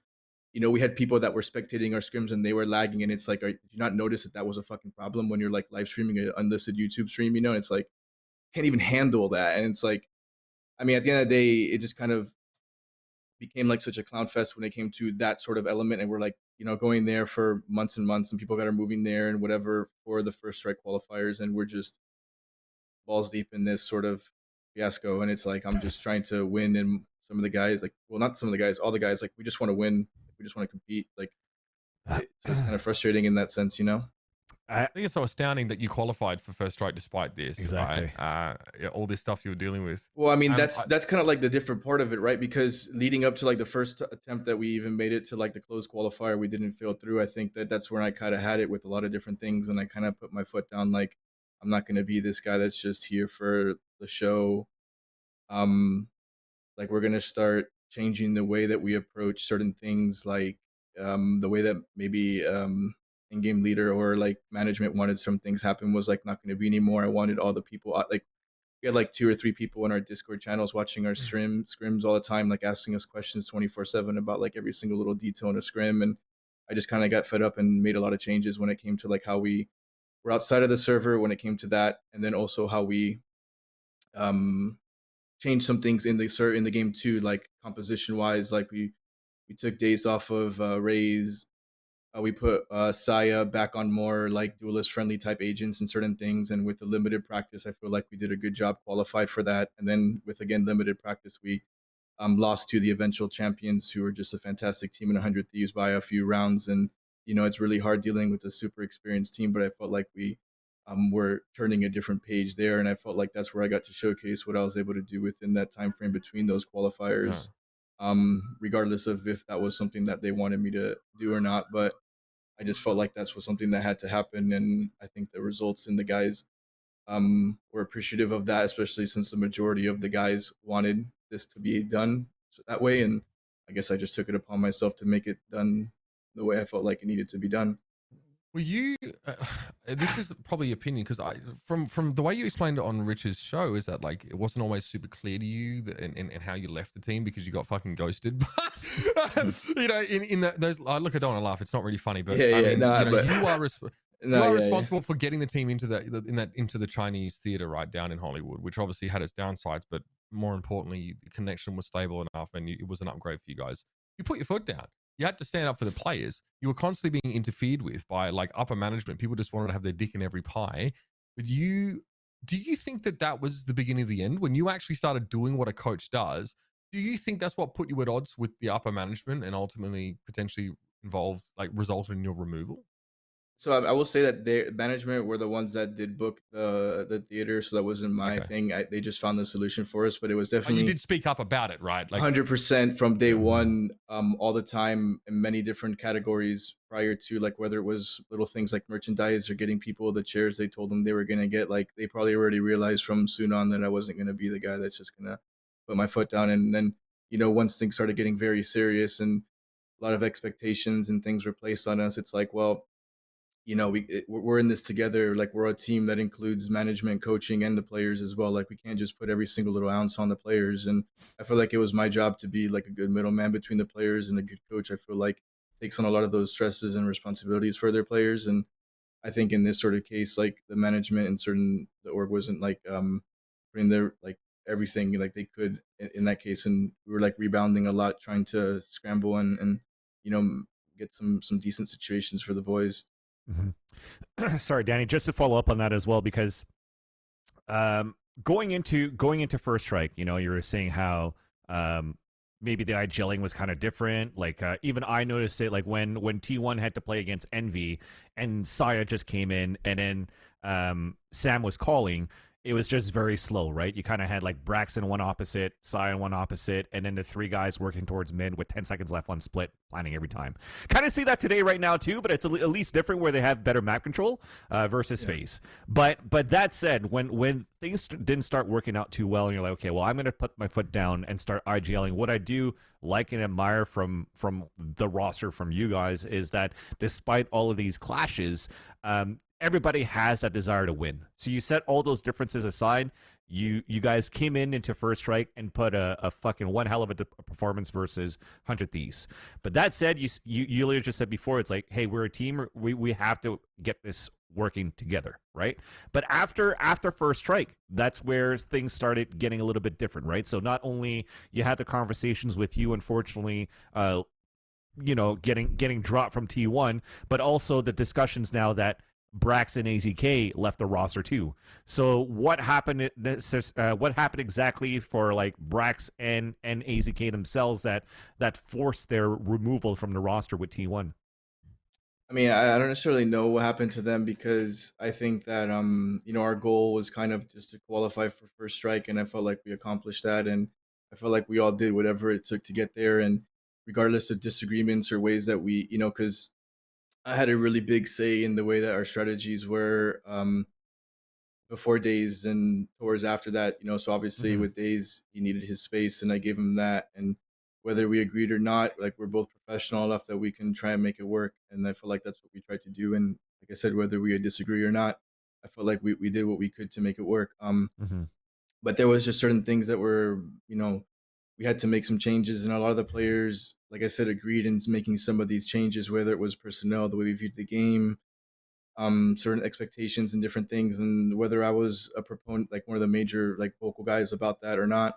I think it started becoming more vocal that a lot of players wanted different change. And when I was removed, I think it was kind of unexpected because it was like a couple weeks after our one-on-ones, and it wasn't even like a full one-on-one, like 10-15 minutes or something like that after our wrap up. And I think like even Brax, AZK guys like that, they weren't even made aware that I was being released. I kind of sent them a message like, I appreciate everything, guys, I love you guys and hope everything the best. And they were kind of like caught off guard that I was even being released. I think they were like doing family stuff for Christmas and stuff. So like it is what it is, but they didn't even really know about it. And I think that obviously once things started changing a lot more and the org wanted to like really do what they were really wanting to do without anyone kind of interfering, I guess people that were vocal or speaking up about certain things were considered problems that maybe had to get removed at some point. And I mean, they had no idea, I had no idea, and even after they left, I had no idea they'd get removed either, because I figured that they'd probably just try and be professionals and do their very best. And that's probably in part of a reason why we're not like linked up right now, just because we kind of made our agreements like we're going to go our ways. And in our I mean, obviously like we had an opportunity, but I think around the time that they got released from T1 or things were starting getting there, we kind of had like a brief conversation. I had already sort of been in conversations with different organizations. It had been like 3-4 weeks since I actually been released by T1, and maybe like a few weeks after I made a tweet, because that took a while. I just figured out I'll just make an announcement since they haven't. And I think I already like been committed in deep conversations with Beastcoast, and I wanted to commit to the project that was going on with them, and I didn't really know what their future was going to be holding either right at the very moment. So I think timing wasn't really on our side to maybe potentially link up. It was crazy too, because at that point, I think for Beast Coast, they were looking for like 2 other players, right? They just dropped 2 players at the same time too, while potentially Brax and AZK were still under contract. And I thought it was gonna be like, oh fuck, both Brax and AZK are gonna join you in Beast Coast, and I thought you guys would still have that project together. But I guess it clarifies the fact now that everybody wanted to go their separate ways, but mutually too, between you, AZK, and Brax. I mean, we definitely would have definitely gone together in some ways too, but I think the timing kind of made it different. Like I think it's very limited organizations that could afford Brax and what he can command in this space, So I think that hats off to him. He's my friend. He should go after there, and he does have a market for that. So, it's one of those things that maybe we can't afford that, and it's fine. But at the same time, I'm definitely always going to be happy for him, and I want him to pursue like really great opportunities that not only are great for him, but also pay him well, especially in this kind of market where he's never really had that kind of pay and all that stuff. So I think it'd be great for him to really get that. Even potentially same with AZK. I don't really know like what he's up to right now, but potentially if he had like other really good opportunities lined up, like he could potentially see them through. All right, so obviously you've known Brax for ages, and know him really well. You've obviously had a chance now to sit back as sort of an observer and see what's going on with him. I'd love to know what your thoughts are on him joining TSM and playing sort of Sentinel, right? Because I think a lot of people that don't know Brax or don't know him personally have always been sort of, questioning why he's not being used in more of a duelist-centric role or something like that. So what are your thoughts on what they're doing? Because obviously he and Hayes are sort of swapping in and out, which I imagine is probably not ideal for either player in that case. Yeah, so I will say I have no idea what's really going on there. I don't have like any inside track on it. But what I will say is that Brax is a really good player, and that team is made up of really good players, like guys like Wardell and Sabrosa. Like, because I know how Sabrosa and Brax were as teammates because I was coaching them with Lazarus, so I know how like great that would be for him. I think they're gonna have to try and figure something out. I don't necessarily know if. I mean, obviously they'll probably have to figure a way to put Brax in permanently and then maybe rotate some of the other guys out. But at the same time, I think that they'll probably figure a way out. There's a lot of experienced, good players on that team, all 6 of them, that they can figure it out. They just do have to make some sort of probably decision as to what direction they want to go, and then just absolutely stick with it. And I think the one thing I will say about Brax too is like not a lot of people know him.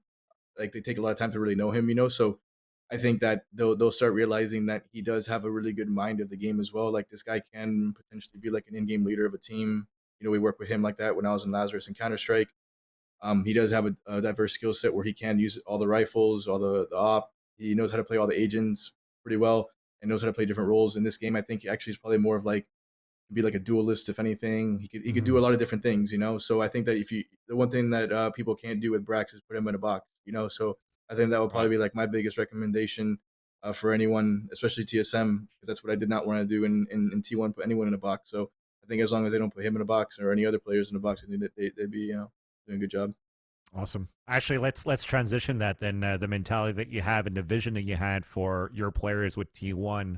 Now moving over to Beastcoast with this roster over here. So, looking at the interview that you had with Richard Lewis, for both ends, it was like you guys didn't really know each other, right? At that point, you guys you had to have conversations with them individually and stuff like that too.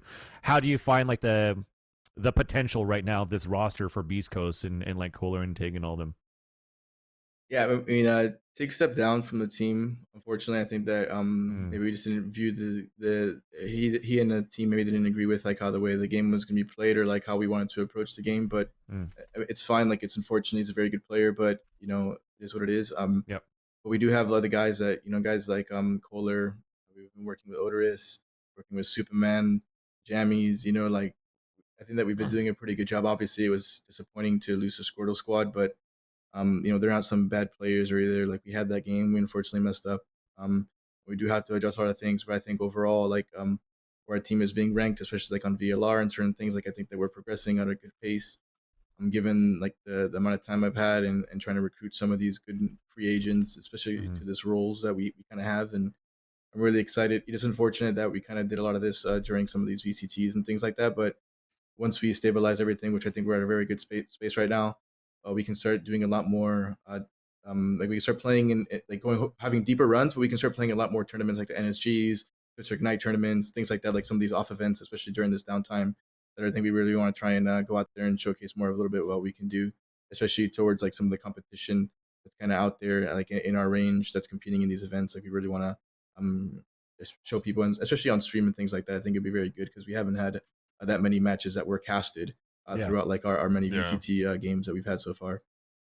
If anything, from what you just explained here, it sounds like you have a lot more, freedom to like do what you could do with the project that you want to do versus T1. So I'm actually happy to hear those words come out and like with confidence, with like, hey, there's no hesitation. It doesn't seem there's anything like in the back of the mind that could actually bother you right now in terms of the project that you're trying to run. No, they've made it very clear from day one. I mean, there was a couple roster vacancies, so I think it was very important that they kind of laid it out as far as like they want me to bring in some experience, help grow the team, but also recruit some players, make certain things happen. So obviously in some situations like maybe Tig leaving or whatever, like that was maybe something that I was planning for right now, or maybe something that we wanted to do, but in some cases you have to figure it out. But I think that we as a team just doing the way that I've been doing, like it's not that I want to make every single decision myself. I definitely take in the opinions and care a lot about what all my players have to say. Even the management, I let them know and include them in everything. Like if they want me to be the one that makes a final decision, like I'll gladly make that and always will be doing that. but it's not like it's like my way or the highway or anything like that. You know, I definitely believe in everyone being aware of everything, but I also believe in, you know, accountability and responsibility, and that comes with, you know, like being able to make decisions and kind of like being able to put your name behind that decision and hold that to you, you know. For sure, for sure. The thing that I wanted to ask was, we've got coach slots coming into the game now. I think every coach has wanted something like that. And it definitely feels from everything you've described for the T1 situation with Richard Lewis is that you never really got to like focus on just the coaching alone because you had all of these other like things to deal with. Realistically, how much of it, what kind of impact could you see just from coach slots alone, right? Because it's something that people wanted. I think it helps those with scrims because now you don't need to be in that situation where some teams don't want the coach to spectate. So you have to watch like a Discord or a YouTube stream, right? Instead, like, do you feel that this is like a big change when it comes to the strategy of the game that we've just not quite unlocked yet? Like, what's the impact of the coach slot? Yeah, I wouldn't like I wouldn't say it has like a crazy impact on the strategy because, you know, we all kind of figure it out. But I think it does have a really good impact on the mental side, but also on the performance side because, you know, while we do figure it out right now with having our players stream, it does potentially create some performance issues on their computers. And that's very unfortunate. You know, in some cases, in like some like this will be a big help, like in matches or like in riot sanctioned events and whatnot, where we need to be like in the server and have a little bit more time or like not have any delay or anything. Just I think that this is going to be like a really great thing for us to be in the game, and then, you know, for us, matches are the smallest bit of what we do. Scrimmages and things like that in practice are the biggest thing of what we do. So I think that if anything, this is going to allow for our practices to run much more efficiently, where the players won't have to worry about some of these things. Whether it be coaches can record, make comments, make notes, and keep track of all individuals and make certain things, make more adjustments like quicker and whatnot. I think that if anything, it's just going to make improvement happen much faster and allow like performance for the individual, like on the player side, to improve, that they don't have to worry about some of those other issues and they can just, you know, do what players are meant to do, just go out there and play. You know, let us coaches take care of everything. Like we'll record the VODs, we'll do everything as far as that goes. And I think as when you can have your players focus on that, I think that that's a big focus of what the coaches do. And this is just one way that Riot has helped us to essentially like keep the blinders on our guys, just like keep them focused and just have them like gaming and whatnot.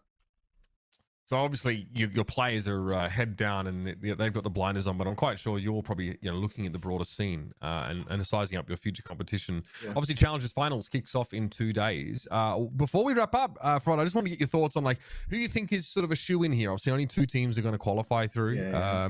You know, is it going to be like a 100 Thieves Sentinel sort of show, or do you think there's like mad upset potential there? You know, I'd love to get your take on sort of where you see how these teams stack up right now.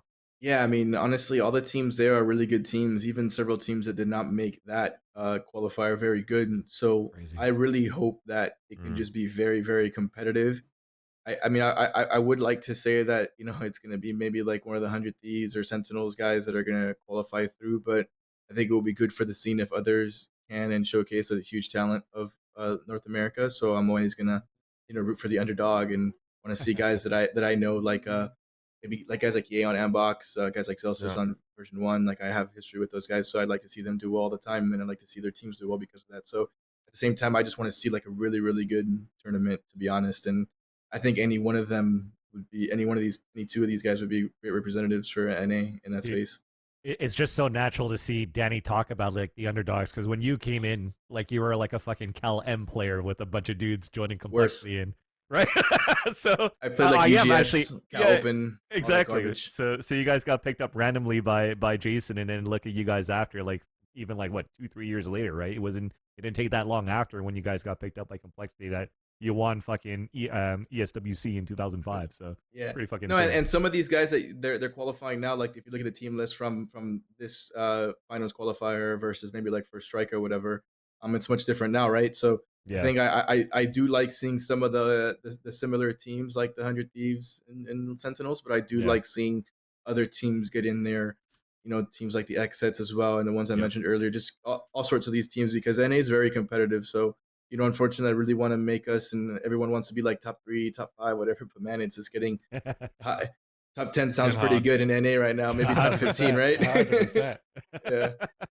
Absolutely. Right, look, we're lucky to have the chance to pick your brain and, you know, not only obviously look back, which is probably something you want to do less and less of lately, but also sort of look forward. We can't wait to see you know, what's in store for Beastcoast and yourself, man. I just want to thank you so much for giving us some of your time today. Yeah, I appreciate you guys, man. Thanks for everything. And, you know, I really do apologize it took a little long, but, you know, I'm always available for some of these things. And I appreciate what you guys do, Jason, Scott, everybody. So, you know, thank you guys for having me on. And it's a pleasure being here. If you guys need me on some other stuff, you know, just hit me up and we'll try and get some stuff going.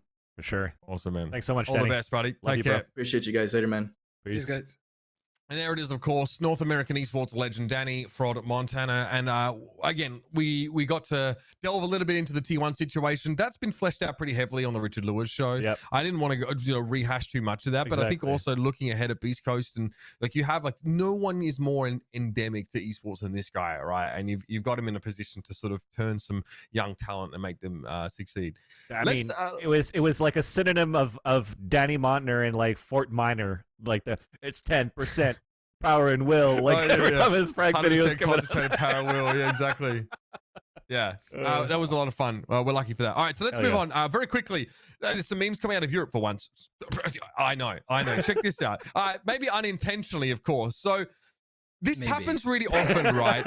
Something busted comes out, and then there's always there's one guy who's like, this isn't broken, just get good.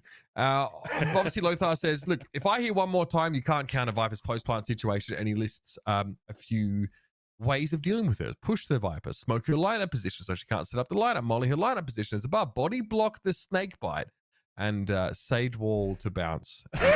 So the best part is that it's right, it works. There are literally clips on Reddit of people body blocking utility, like shock darts to stop shock darts destroying a Killjoy lockdown, the Sage Wall stopping literally a Lothar lineup. He was the one on stream, so he's not wrong. I think it's just one of those things with when you talk in the way that Lothar does in that tweet, and you kind of lecture pro players on how to play the game. Of course, they're going to bite back in fashion, as they should. If you lecture professional players on how to play the game, yeah, you're going to get people slapping you back a little bit. I swear, if I hear one more time that you can't counter Lewandowski, foul him, smoke him penalty position so he can't shoot well, block Muller's pass, body block the shoot. This one is for goalkeepers. I mean, this is great. Obviously, Lewandowski is a player for Bayern Munich and is one of the highest goal scorers in Europe. Polish as well. Yeah. There were, yeah, that's right. He's Polish. He's played on Bayern. Okay.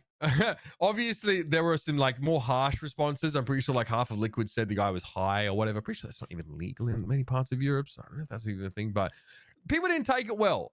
Like a lot of people are like kind of mad about it, but like you pointed out, Ryan, Lothar gets proven right. Unfortunately, he's on the wrong end of the example. Check this out. Don't get pushed and we're fine.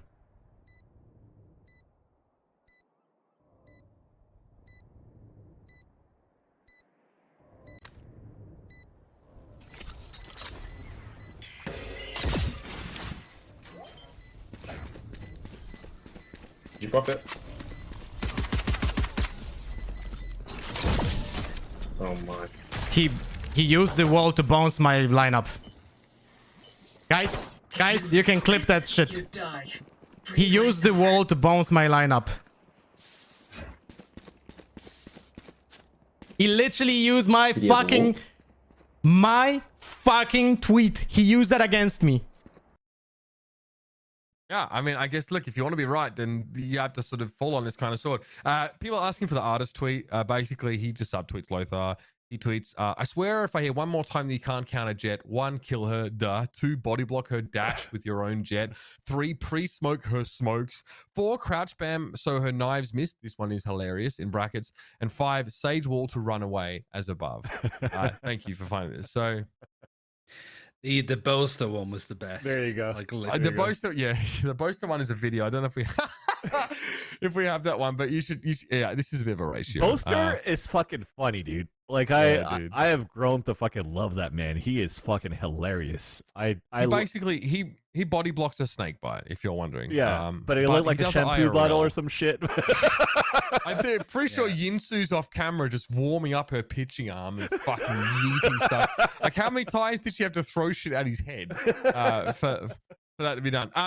Okay, so serious conversation.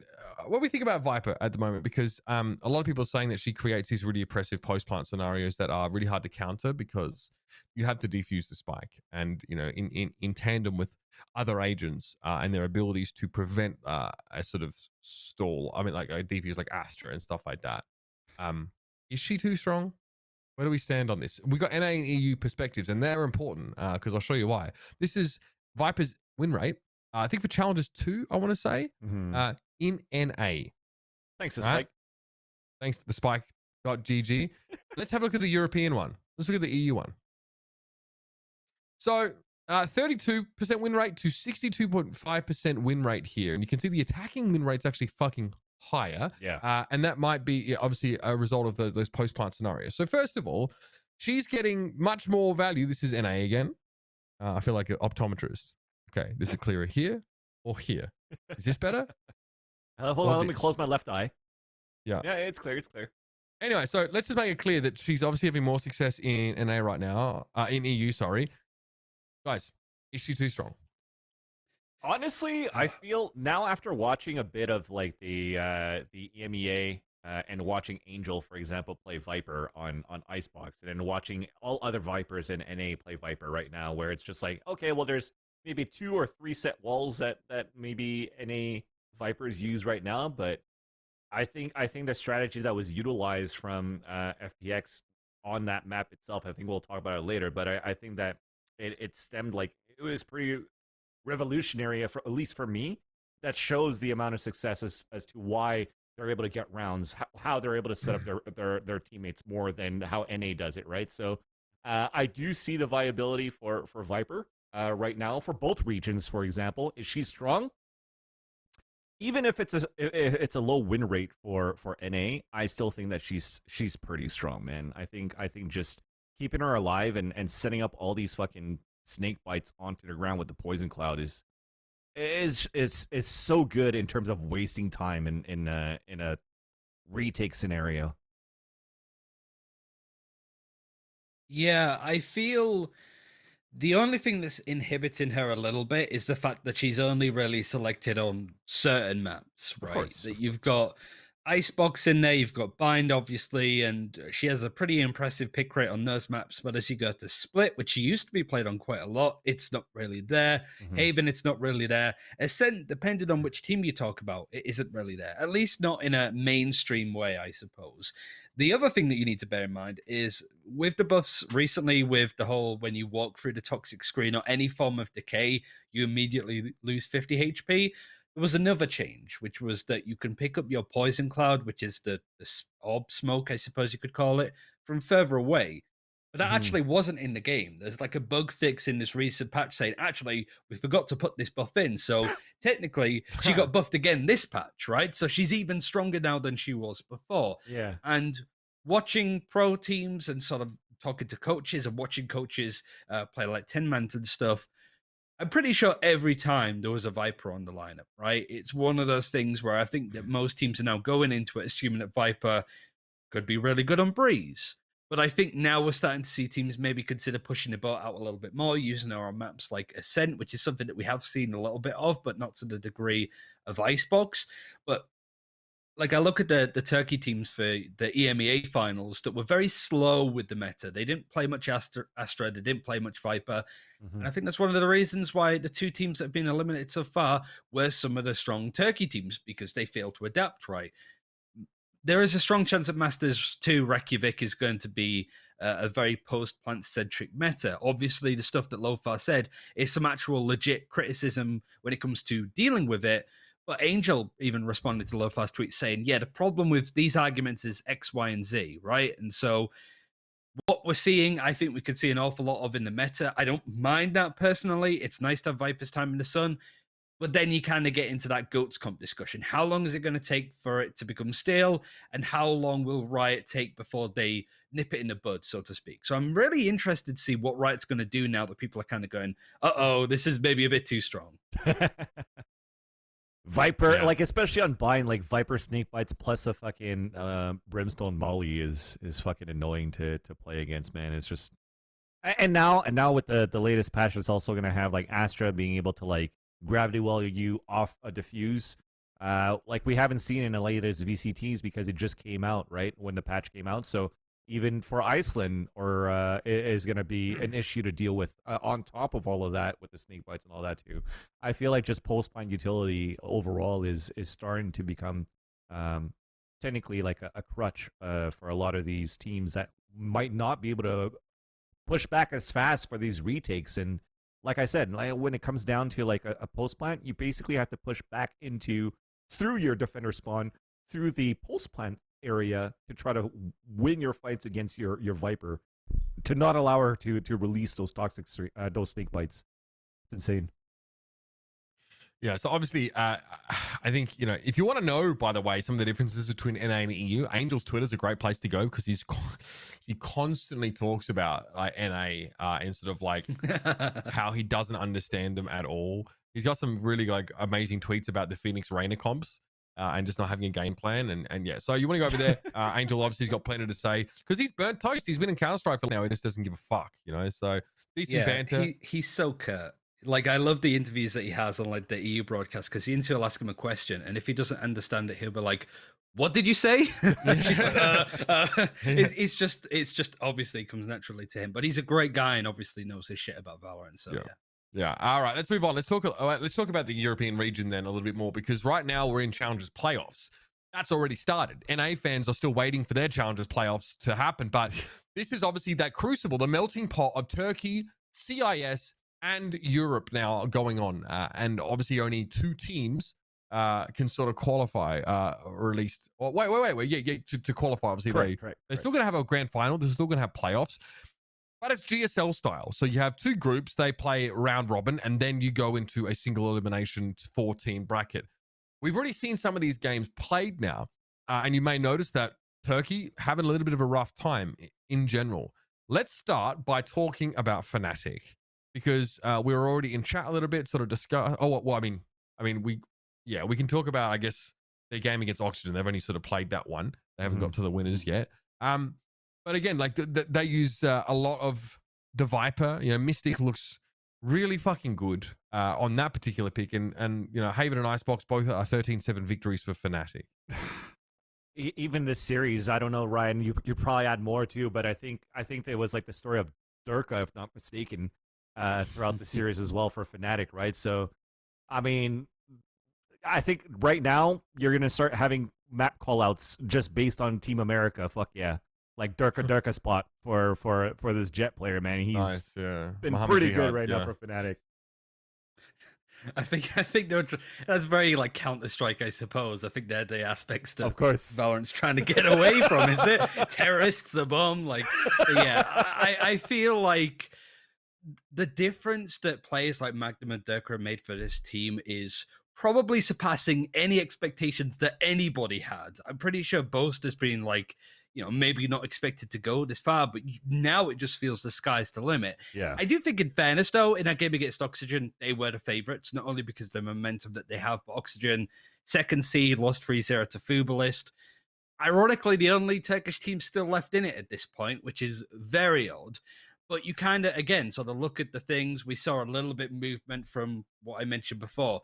Oxygen were the only Turkish team that played Astra and Viper and really sort of tried to lean into that playstyle a lot more. Some of the teams were more focused on their own thing. So when we got to these maps and maybe saw like Fubalist or whoever pick up an Astra and a Viper, which off the top of my head, I don't think they did. Obviously, on maps like Icebox and Co., Fnatic would have the advantage in that aspect. But it's when you have these very flexible firepower players, and I think when Fnatic dropped Mo, a lot of people are kind of like, nah, I don't agree with that. Mo's a great player. But I think the issue for Fnatic overall is you have Mini and Boaster concoctioning up some strategies and some styles, lineups and stuff with the Viper. And then Boaster has to go to Mystic to teach him all of the Viper lineups and how to really sort of use this agent. He might have had to do the same with Mo, right? Teach him all of the Silver lineups, what he should be doing. And maybe at that point, Fnatic were like, we're kind of having to like micromanage a lot of the players. Durka not only has his own capabilities when it comes to doing stuff himself, but he is so good at thinking on his feet. He can really fall into line, knows, all right, if you're doing a strategy, I personally know a good place that we could throw a silver arrow. So you, Boast at Mini, don't need to worry about telling me the lineups and stuff, right? I also think that when you have a player like Dirk, if CNED's an available option, for example, you are going to drop players like Mo. You're just going to be like, sorry, it's just business. I'm going to pick up this amazing cracked player, right? So I feel like that's where Magnum and Durka come in. Not only can they fall in line when necessary with the Fnatic strategies, but they're much more capable of thinking on the spot and bringing their own style into the game instead of feeling a little bit like chess pieces, I suppose, for Boaster and Mini to move around. That's how I personally see it, but if I'm wrong, tell me, because like that's the difference with this new Fnatic. They're just much better in the mid round, which is something that they publicly said that they were awful at before. So huge world of difference. Good start for Fnatic. They go up against Guild later on. Let's talk about Team Liquid here, who go up against BBL. So a lot of these sort of Turkish teams versus EU teams in the first round here.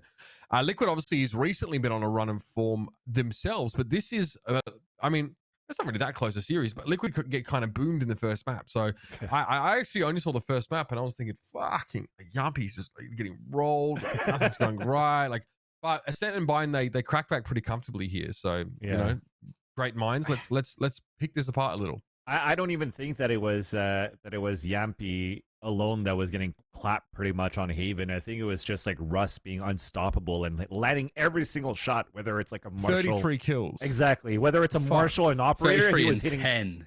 Yeah, he wasn't missing anything. I think the only one that was able to find success for Team Liquid on that first map was Cryptics, basically. Where I think he finished a half at like 17-9, and like the rest of his team had 18 kills combined on that first half. And it was just when they were trying to get something done on the attacker, it was just you had Russ all over the place on different maps, like even exit kills when they were so close to getting rounds. The economy wasn't really working well for Liquid at that point, and you just toss away Haven at that point. I think on a map like Ascent, though, where it comes in is where you saw Screaming Yampy being a bit more entry. Like they were sort of mixing it up. What was the scoreline? 6-all at halftime. Exactly. And they won 7 rounds on the bounce on the attack after losing the pistol. And you look at Yampy, you look at Scream, they were both entry and they were both finding playstyles.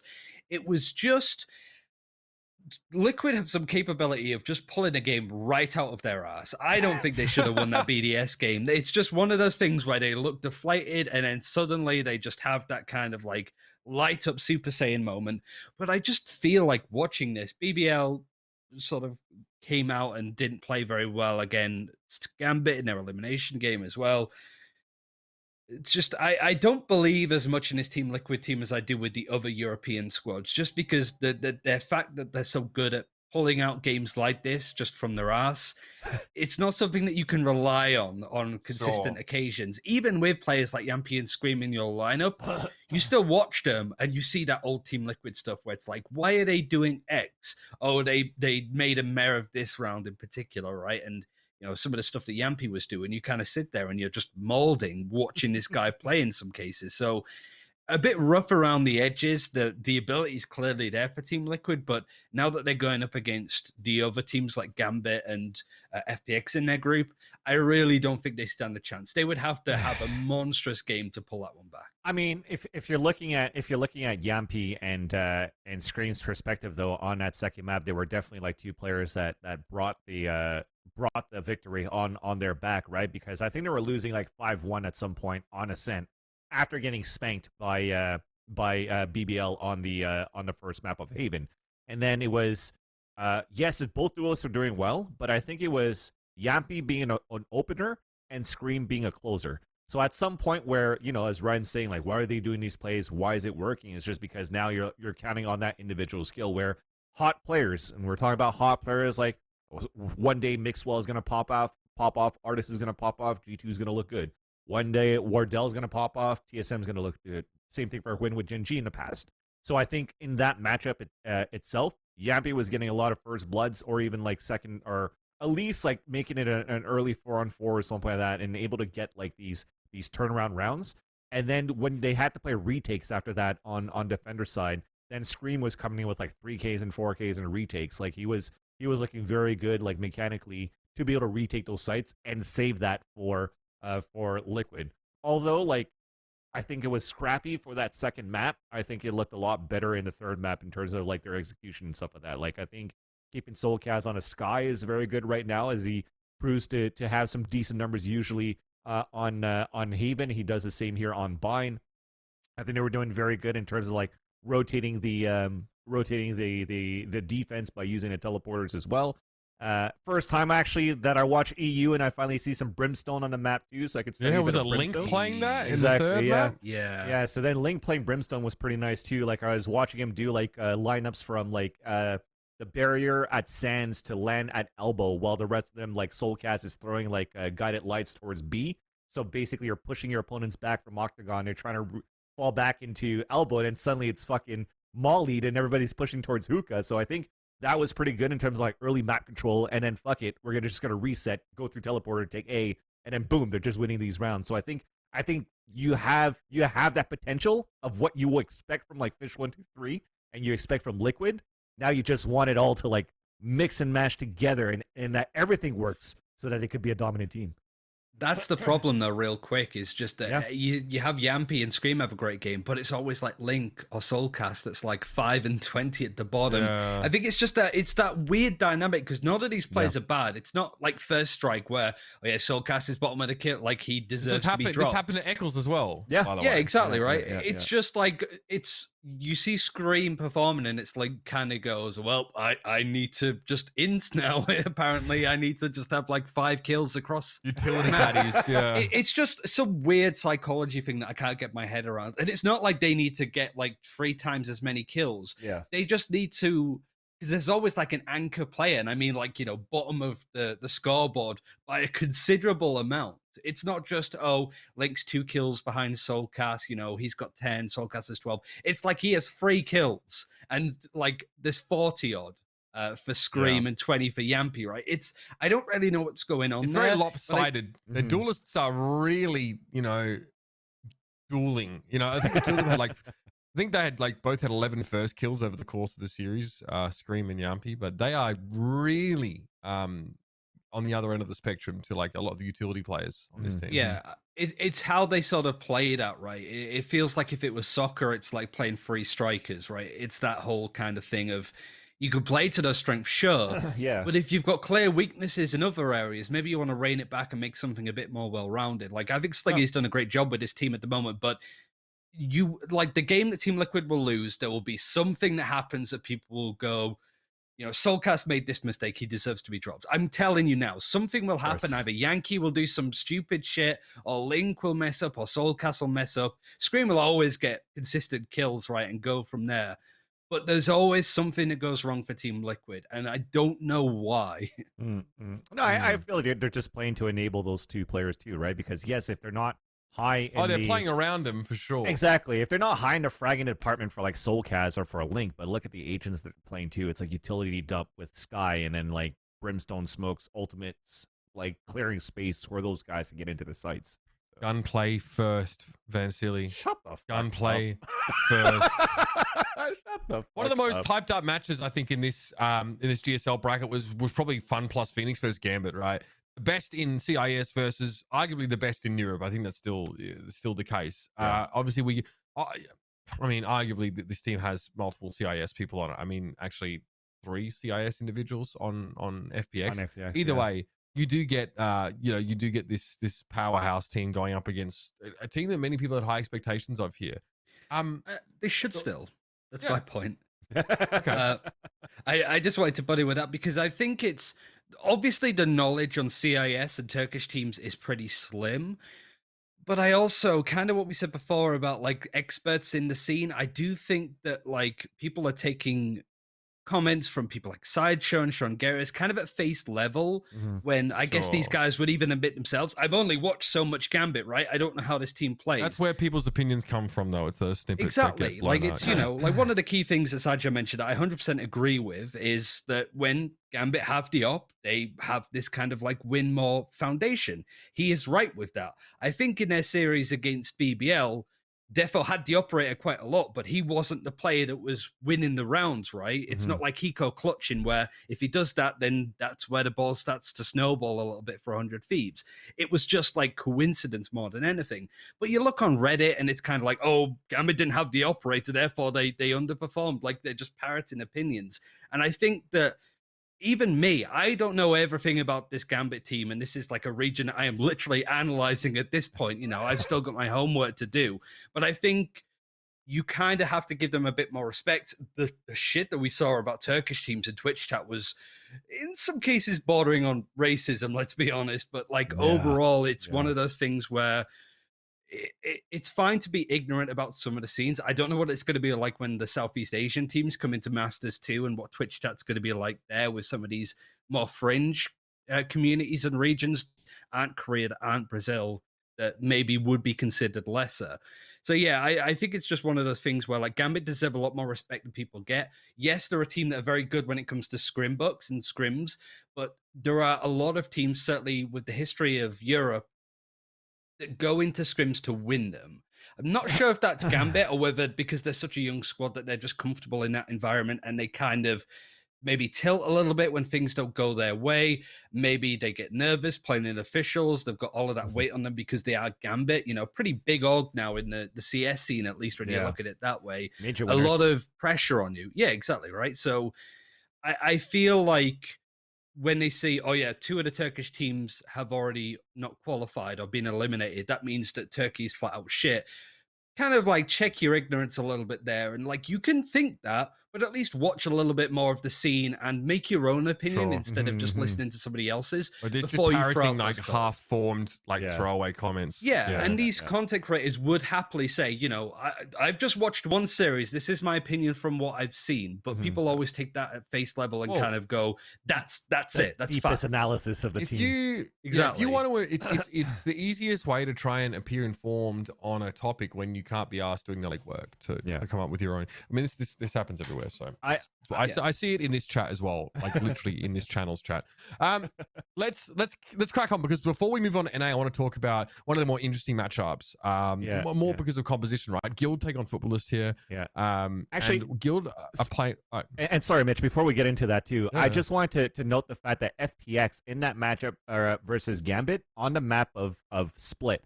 First time, at least for me, since I've seen Sova on that map outside of Gangsta that used it against Sentinel before. But having a Sova and double controller was actually quite interesting for that lineup for FPX on Split. So the double controller helped them control the mailroom quite a lot. They had gravity well to dark covers mixed with paint shells for the B side cover that just didn't allow Gambit to get any heaven side control. Hiko's taking notes like, fuck yeah.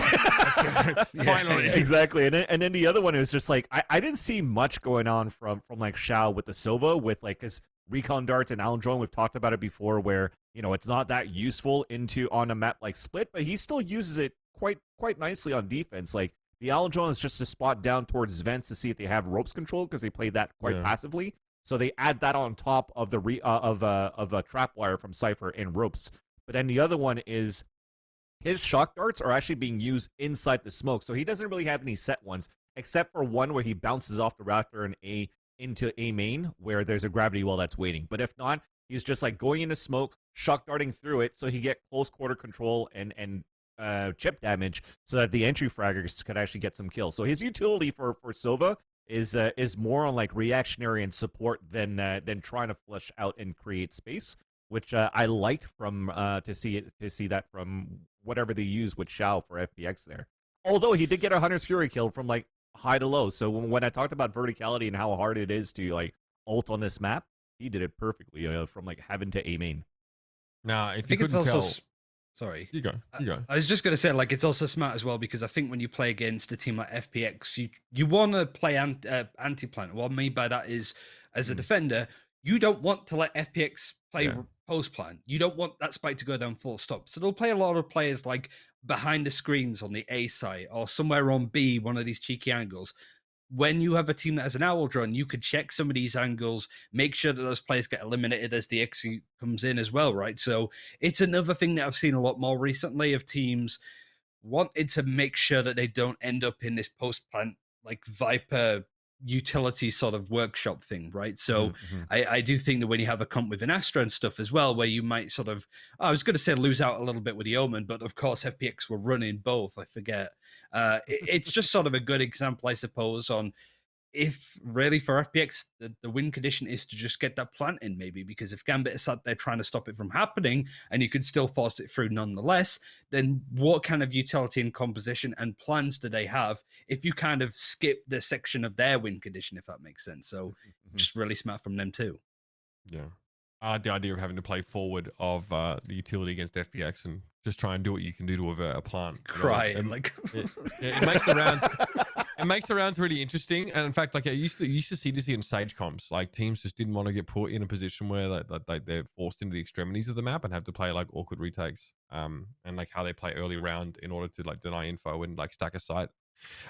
Let's move on though, because the Guild versus Footballers game had Astra and Yoru. We saw Yoru from Draken in this series, so definitely worth a mention. Obviously, it's another Turkish team that do fall to this full Swedish roster here, which means the Guild will advance and play Fnatic. But yeah, let's get some quick thoughts on this before we move on. Yeah, it was still supposed to be a scary matchup, right, for Guild at this point, Ryan, but I did like it. I mean, watching Draken on Yoru was actually pretty cool. He wasn't like the lurk agent or anything like that, unless you correct me otherwise here, Ryan. But from what I saw when I was watching, he was just like really supporting the team in executions where amidst the chaos of them creating space, for example, here on the C execution or whatnot, if they recon dart towards the C site, they get like the Astra Nebulas out towards the site, they get the paint shells, so they clear outside, and then he just teleports in towards the back lines and gets a couple of entries. This is, of course, going to be one of those plays that everybody talks about on Reddit. That was like super cool, the combination between Draken and also Leo at that point to get that play, that information at the same time that someone who's towards B. So like he was actually really good at gaining information as that agent. And really the person though that shined in this map for me though was not necessarily Draken because of a Euro pick, was fucking Leo playing as an Astra, just fucking popping 4Ks nonstop. Like he was on fire. When Leo plays controller, I think he's one of the best controller players in the world, considering that he's like 17 as well. Like he is like the future of this game. That's insane. The funny thing about Draken played Euro is he tried to do the play that we saw on screen like twice, I think, and it went wrong both times. So it is really a fun map to watch when you're just focusing on what Draken's doing, because a lot of it is just trial and error, doing stuff and it not working. And this is what I mean, though. Futbolist are a team like, it's hard to see what their composition is. Give me a second. Like their composition is the most cookie cutter shit you've ever seen. Right? So if you bring out the Euro, what's Futbolist's reaction going to be? It's going to be like, I don't know. Yeah. I don't know what's that sound that I hear that's like humming behind me? I have no idea. Yeah, they just kind of sat there like, well, we predicted nothing and we're still surprised. So yeah, I think that this Guild team has done. I remember being on this show in January where Guild looked trash in like the Red Bull home ground. Yeah. What a glow up from them! Like seriously, they looked like one of the best put together teams. They still, much like Team Liquid, kind of make some mares of mistakes, but I think a win over like that against Futbolist, that Fnatic game is going to be insane, because both of these teams are on such a steep bit of momentum that I would love to see either of those two teams qualify. I think FPX is going to make a pretty easy run of Team Liquid, I'll be honest. And then Gambit, I think, would be Team Liquid. But I think both these two teams are making it to the semifinals. They have to play against FPX. It's just, it's going to be mad, right? Like these teams have grown up so much. Yeah, really good. Yeah. And I'm on the desk for the qualifying day. Hell yeah, bro. Hell yeah. Nice. I'm just going to be like, well, fucking these teams. Like but it's so good to see that kind of gameplay move in a positive direction. And I think, quoting other people, it's not quite the same for North America. That feels to an extent like it's regressed a little bit, which is really weird, honestly. That's a great segue. Let's talk about NA. Because we had we're still going into our Challengers finals. We haven't had them played yet, right? We had our closed qualifier for Challengers 2. There's a lot going on here. First of all, so obviously this is that sort of NSG format where you qualify your teams, and then you play on the rest of the bracket. It is it is what it is. Yeah. So crucially, so Sentinels win over Cloud9 Blue, in the final. which is obviously not an important game, really, very at all. It's just, don't say seeding, because in NA, it's a fuck fest anyway. So like, it doesn't really matter. A good seed could actually just be a fucking bad seed, because Sentinels had to go up against version 1, and they could just, any given day, they could turn up and just fuck shit up. So 100%. But it's still like, if they actually lost, they still had to play against Envy, right? We'll see that later on when that bracket comes up. But like, I think as many teams are saying like, okay, seedings, why the fuck are we doing it or whatnot? Like, those seedings actually did matter a lot, no matter what. Like, if you're looking at the grand scheme of things towards the end, once we're going to see the bracket, it does make sense that you still had to bring your A game. You can bring that up when we get there. First of all, let's talk about some of the headlines of this tournament, because crucially, TSM fall short in their qualifying game against Andbox. Obviously, a revitalized Andbox with the additions of Vice and Marder. Marder, who ends up looking pretty darn good in general, just plays nothing but the Phoenix. Andbox look pretty dynamic, I'll be honest with you. I sort of got to follow them through the tournament a little bit, and I was particularly interested in the game against Cloud9 in that upper bracket that sort of sent them here in the first place. But wow, talk about a team that's really developed very quickly, and talk about a team that is actually getting some serious value out of Vice. Oh, dude, 100%. I think Vice playing as a Silver right now, at least for that series versus TSM, did help a lot. I mean, you've lost Poach, and then you've lost Android, right? And then you're trying to figure out who you're going to bring. And I don't know if you guys know this, but Mata, when before he actually played for Nbox, he was trying out for LG at some point, where it didn't work out for him. Unfortunately, he's still a very young fragger, and I'm pretty sure it's LG. I could be wrong, but he was trying out for one of those top teams, and then ends up in a roster here with Nbox being scouted, and with Warden now as the coach too, has been developing very, very, very well for this team. Vice as that Sova continues to shine. Actually, he's found like I don't necessarily think this is like a honeymoon period for the team right now for Nbox, because I feel like they've played together long enough to still deliver these results. And TSM is not an easy feat when it's actually going to be a team that's on the verge of like elimination once again for a team like TSM. You have players that really want to pop off, like Wardell, for example, that had some pretty good games, but then overall, when you're looking at how Nbox played versus TSM, it was very one-sided in the end. I think it was like an 11-1 half at some point on Ascent, which was TSM's map pick, dude. TSM picked that map, and it was like, we're going to bring our A game, and then we're going to choose our most comfortable map, and still not able to get any rounds going on for them on the attack side, unfortunately, just because, there's... And I don't think it's necessarily footage from TSM anymore, because they come into these rosters, they come into these games with different compositions, just like G2 has, so it's something that's fresh. So Nbox having to play their own game with now, I think it's Vice even calling for the team right now too. It's been looking very, very good for them right now. Boyd is finding his way into the roster too, where when he first played with Nbox, we were thinking he was one of those consistent fraggers as the Omen, maybe one of the best ones in North America back in like the Ignition Series days or earlier before that, and he kind of like fell off. But you're looking at this roster overall. You don't have these players that's being taught a lot, right? Him, Seb.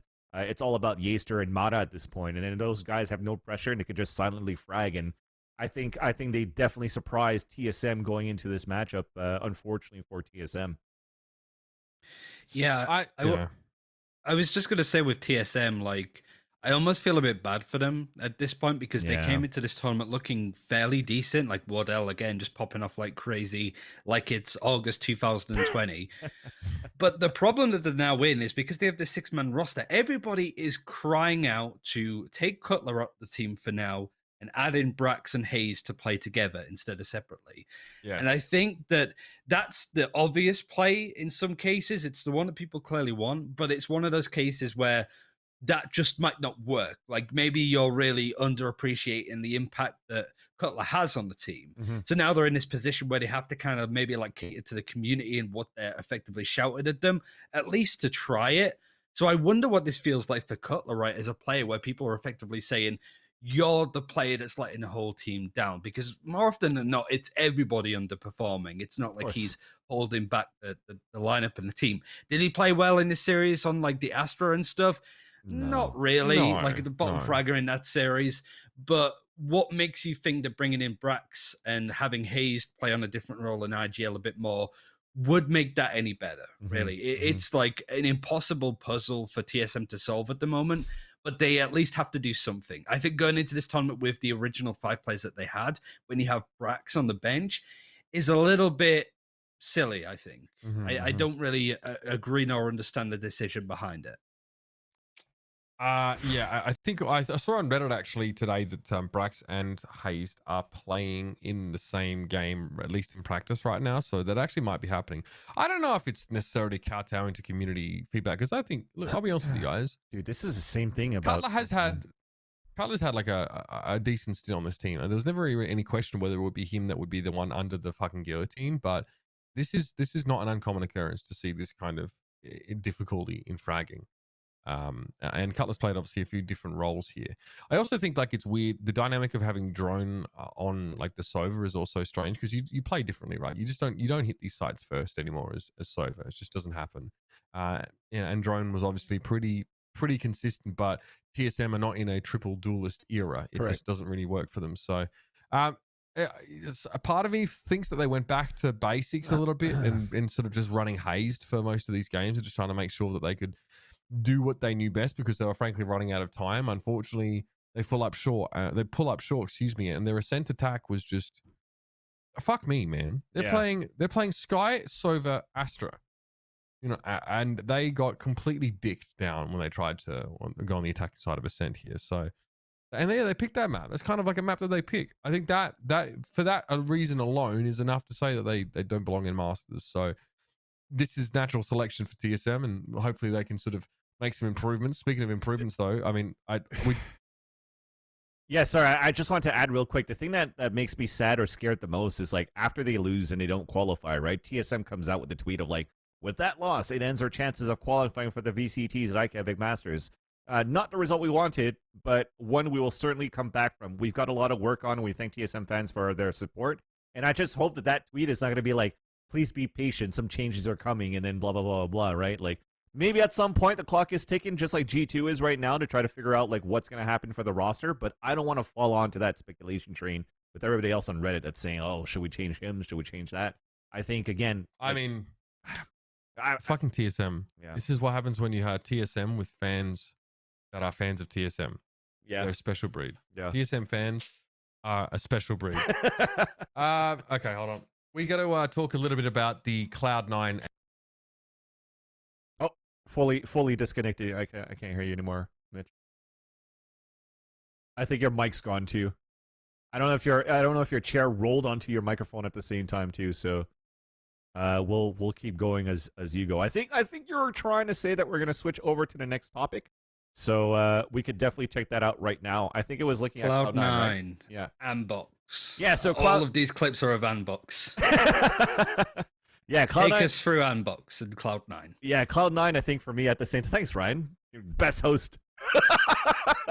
Yeah, so basically Cloud9 for me has been surprising me actually. After getting Floppy into the team right now with Relics sitting out, I was like, okay, does Floppy have enough time? Can he actually do something right now? And they put him on the easy agent, right? They put him on the smoke agent. It's not that hard to be able to smoke out for your team and stuff like that too. But where I think it's been really good here for the team is having Leaf and Poise as the young fraggers for the team. Like Poise has always played this jet operator, but now going in as a Reyna in this series versus Nbox has, I think, even top frag in both of these maps. And Leaf is like a close second of like that support duelist, if it's not like a Raze. I think even playing Phoenix sometimes too. But those two together, combined with Zeta's initiator roles, have been really, really good. I think they still flex from agents from map to map because you know it's still different from Mitch depending on what map that he plays. But overall, man, Cloud9 has made some heads turn for them to be able to qualify, for them to actually being able to be in a spot where it's like, holy shit, they're actually winning something, or technically qualifying. They haven't won anything yet besides like what the NSG monthly with Relic still in that roster, but there has been some significant improvement every single time. And now that Floppy's coming in and they're still being able to win, the future is promising for this roster. It's crazy how it doesn't look like the team that is missing tens anymore. The fact that they've had such a turnaround. You look at T1 and you still see kind of like some of the shithouse decisions, I suppose, of the past, right? You look at that org and you kind of think about all of the stuff that fRoD mentioned, AZK and Brax leaving, all of the stuff to do with that. And you kind of see this weird amalgamation of a team that's trying to move into the future with David Denis, and then some of the players from the previous roster that are still there, right? But this Cloud9 team picked a good chance to move into something new. You've got one of the best support players with Zeta. The only concern I have is Mitch, right? Because he looks great on this roster, but you've got Zeppa, of all people, sitting on the bench, looming over him possibly for a spot on this roster, right? So I feel like that 6-man roster dynamic could just make things really awkward for Cloud9 in the future. But right now they've got something good going for them, and I've loved watching them improve time and time again. Now I guess we'll move on to Sentinels also qualifying as well. But, you know, as we have Mitch's beautiful face still trying to fix his sound, but, you know, we also have a cute dog that's going to be able to compensate for the lustrous voice of Uber. But looking at Sentinels right now qualifying to this one versus Immortals, right? I think we got some footage of them playing versus Nbox, but Sentinels overall just looked pretty good ever since they lost and not qualified in the first Challengers. I don't get it, man. Sorry? I don't get why that happens. Why they lose and then they suddenly come back and win everything. It's such a weird Saiyan superpower. It's just, yeah, man, hyperbolic chamber, drop out the weights, they eat a Senzu bean, they get the fucking Super Saiyan 4. Like, it's just amazing to watch Sentinels, how good they improve every single time. And you see the slight changes though, right? Like, I think when in the tournament where they didn't qualify in Challengers 1 was because it was already 2 weeks after Masters, right?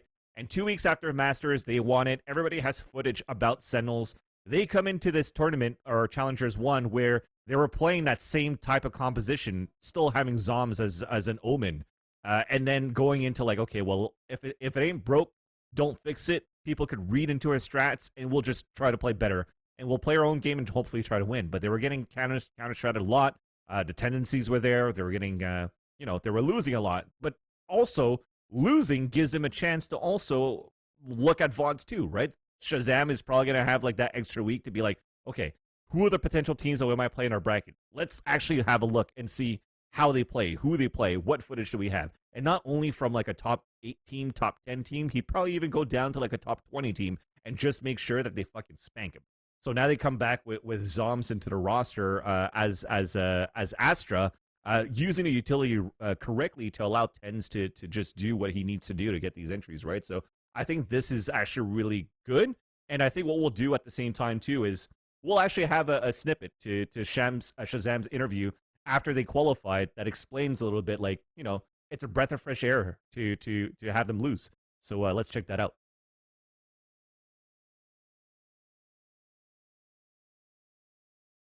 Too late? Too early? Too late? Too early? Too early. Actually, we still had to watch Energy. But yeah, I'm sure we're all pretty confident still. Like, at the end of the day, I'm glad that we lost in the open qualifier. Like, I'm glad we lost the first match because that's where we learn the best. There's only lose these games. People start to freak out after every match we lose, but like as a team, we maintain composure, and we know that when we lose is when we go back and watch and talk about it, and we learn how to adjust, and that's just is what made us a good team from the beginning. So we're gonna do the same thing. We're gonna prepare, we're gonna practice, and just focus ahead. There you go. So sorry about that. We just looked at the run of show, and I was like, oh shit, I'm actually too much ahead. It's not my job to do this. It's this guy. Look at this frown. Look how angry he is. That his sound's not working, and that's probably the reason why. How does he have that? Even when he's pissed off trying to set up his audio, he is such a strong smolder. I always look like a perpetual egg. So I wish I had that ability. He's back, but I don't know if we can hear him yet. There you go. There you go. Sorry. Welcome back, bro. Welcome back. So yeah, we looked at the run of show. Uber, I kind of threw a shot too early, which is them winning. So we're going back one step. Yeah, we're speed running through this shit. We're gonna take a step back actually and go over with NRG also qualifying by beating Immortals at this point. And I gotta say, Immortals for me, it was tough, man. They looked really good as a roster overall. Getting that still another victory versus TSM. They continue to take the upper hand versus TSM. Going against Energy, it was close on the first map, and then just became very one-sided overall. And I just got to give it to at least Immortals with the roster that they have, right? Nature wasn't playing at this point. They have Rossi coming back and still ringing for the team, but also IGLing. When you have a player like JC Stein that's called for the team in the past and still is very vocal probably to say, I don't want to be calling right now. I just want to frag out. They put him on a jet. He does his job, and then you have Rossi coming in that has to call out for a brand new team. It's still pretty impressive that they made it this far. But Energy, as we mentioned it before in previous shows, when Android joins, and now that he joins the ranks of SOM, and they have EU, they also bring in Tex right now. It's just going to get better and better every single week, and it continues to show. So seeing them qualify is not a surprise for me. No, I mean, go on, Mitch. You've been gone too long. Have we talked about the breaking news regarding this team yet? No, not yet. Right. Okay. Well, we talk about this now. Nature. They said they mutually agreed to part ways, and Nature tweeted. I think he's actually streaming right now, but he said that he's decided to step down. Yep. I assume that this is as a result of them failing to qualify here. I mean, I was going to say this with the win thing, and I think now that there's like multiple players to mention, I am a little bit concerned when you have players being dropped like this with the ESIC report looming over. I'm not specifically saying that these are players that have match fixed, but when you have that kind of thing looming over and then just kind of weird roster moves coming through without much being said and players stepping down, it's a little bit ominous, I would say. Like, again, I don't want to sort of say that any of the players that have been dropped recently or left their rosters have match fixed, but the timing is really inopportune, I'd say. It's a really weird sort of atmosphere right now, especially in North America. Yeah, I mean, at the same time, He wasn't playing, right? Wasn't it like a medical issue that had him not playing? I don't know if it was necessarily a medical issue, but I think there was one of them that was maybe about it. But at the same time, like he reached out to me in DMs too whenever, because he was part of that. He's still in this pro Discord right now, and he's like, hey, I just want to let you know that I'm going to be stepping down from Immortals for personal reasons. Nothing against them, as usual. But I'm not sure. He didn't disclose to me like what was the reason. And I didn't want to like pry into it if it was going to be like personal stuff. I was like going to be like, okay, whatever. If you're trying to find better opportunities somewhere else and you think opportunities are there, maybe to try to step down and try to find a different team. I think that's probably one of the reasons where maybe he finds that he might find better opportunities somewhere else potentially. But yeah, he said it's going to be announced in a couple of days. I'm gonna step down and then we'll see what happens. Yeah, okay. I mean, I didn't think about the E6 stuff and that's looming, but obviously, I understand the players have their privacy and that they want to not disclose maybe why that they're leaving, but obviously it does leave room for that kind of speculation. Yeah, yeah, for sure. You end up in a knee cell situation, right? It's the same thing where clearly there's some bigger behind the scenes stuff going on, but when you have accusations made about specific players or the general notion, I suppose, that like so many of the NA Counter-Strike players have like match fixed, generally speaking, obviously that's not true.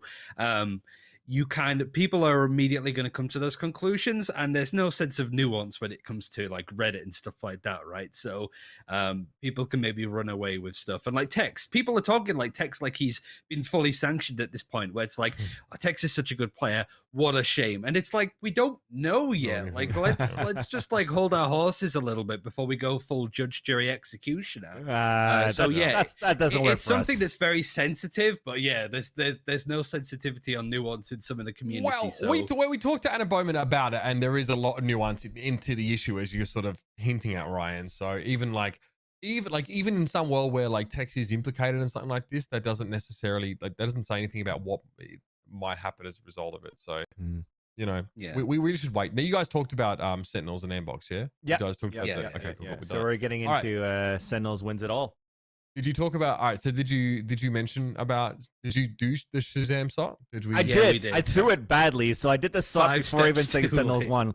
So Usually this guy- Uber, I'm still trying to learn, getting back into the knack of things of trying to host this shit. But Gotcha. yeah, it's not my forte right now. No worries. All I'm doing, basically have a script and I'm reading off that. For those that wondering, like pulling back the curtain on what hosting is, it's really straightforward. But let's look ahead now. Okay, so we have our teams that have made it through. Let's look ahead to our Challengers finals now.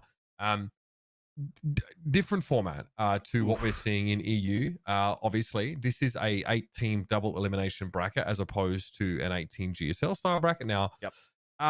The reason why people like the GSL style bracket, I think, is because there's not like this constant conversation about like map advantage coming from the upper bracket to the lower. That will always be a conversation while we see these double elimination brackets occurring. But we should talk about this. This is some kind of spicy matchups to start with here. We got to talk to Psycho recently. Like Xset's looking really good.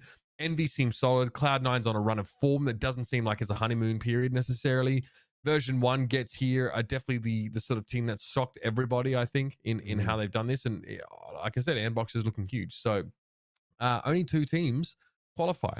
Only 2 of these teams are going to make it sort of through this entire bracket. This is how NA is sorting it out. So I mean, essentially what it's the 2 teams that get into the grand final, right? Yeah. So they're still playing the grand final though. Yep. Right, because there needs to be a top seed and a bottom seed for NA and points, right?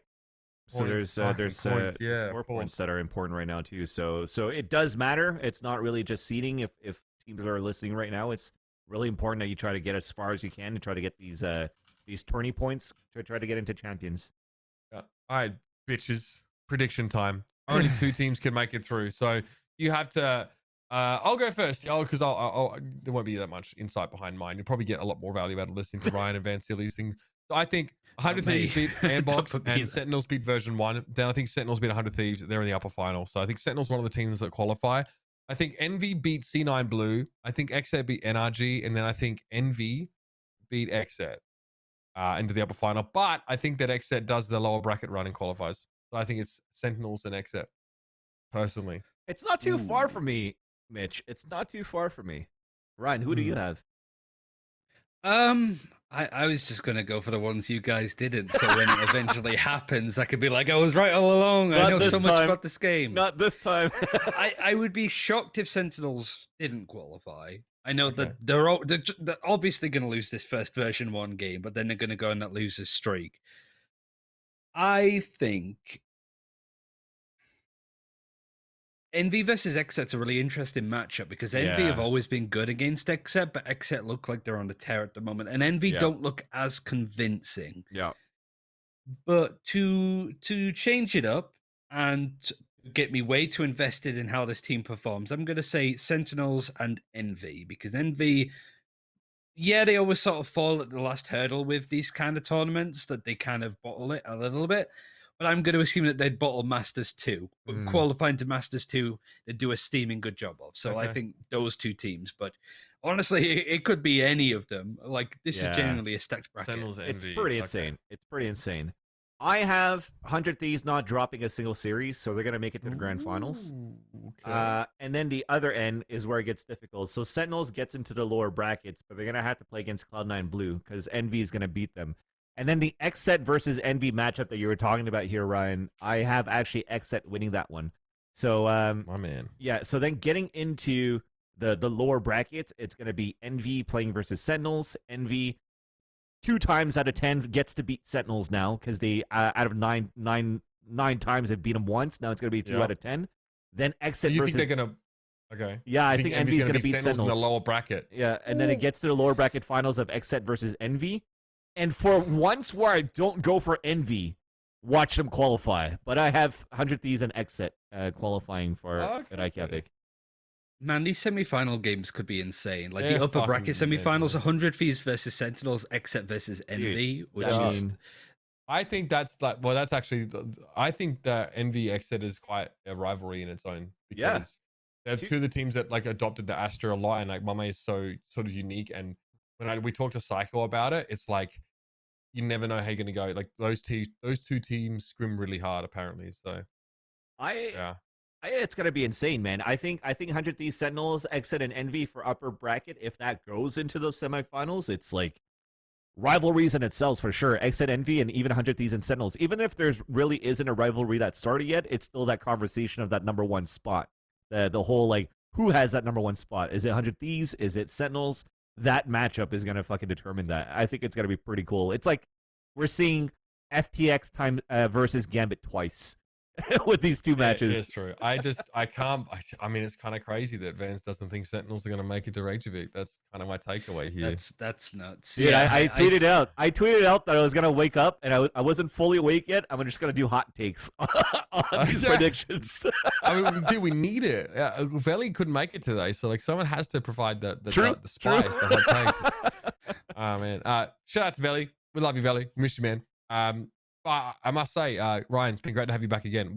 I think we gave you a record of 30 minutes notice today, so nice job. Yeah. I mean, I'm always down to do this kind of stuff. This last week's been busy because not only did we have the Breeze play test, but I got to. He's actually working. He's actually casting. Yeah, I got all of this stuff. I've got casting. I've got a lot of VODs to watch, but I also got to play test the new like Apex Legends, like Arenas 3v3. Oh, dude, I'm jealous about that. Actually, it's a lot of fun. So we have like a video coming out soon about all of that stuff, and so yeah, it's been pretty manic, considered like moving flat as well over the past couple of weeks, but I just don't think I can right now. That's crazy. But yeah, been productive, always down to do this kind of thing, always down to be a last minute help because I love to just shoot the shit with you guys and get a lot of my grievances out. I know I'm not as tenured as some of you guys when it comes to casting and some of the things in this community, but I do think I give a nice perspective as a sparkle in my eye. Oh, I love to be a caster, and then there's you guys like fucking like cigarette in hand. Like, I mean, mate, don't bother. Van Silly's been doing this for 40 years. Yeah, man. Still like that, mate. Yeah, so, it's like, you know. please let me in. Please let me in. Oh, don't worry, look, Ryan. I'm already in trouble with T1. I don't know. Every fucking episode is the same sort of thing, so I get to deal with that after this. But that's fine. Oh no. Next week, May the 4th, by the way, that's coming up. Here on twitch.tv/DNPeak, there will be a Star Wars tabletop role-playing game here on the channel. Nice. We're gonna show you a little bit of a trailer of that one, but before that, we'll say goodbye. It's been a pleasure to be back here once more. Big shout out to fRoD. Thanks for coming on the show. Thanks for those that joined us here in the chat. Looking forward to see how NA pans out for Masters qualification. This time next week, we'll know the full story. Been a pleasure. We'll see you guys next week. And for now, let's see what we've got coming up on May the 4th with our Star Wars tabletop role-playing game.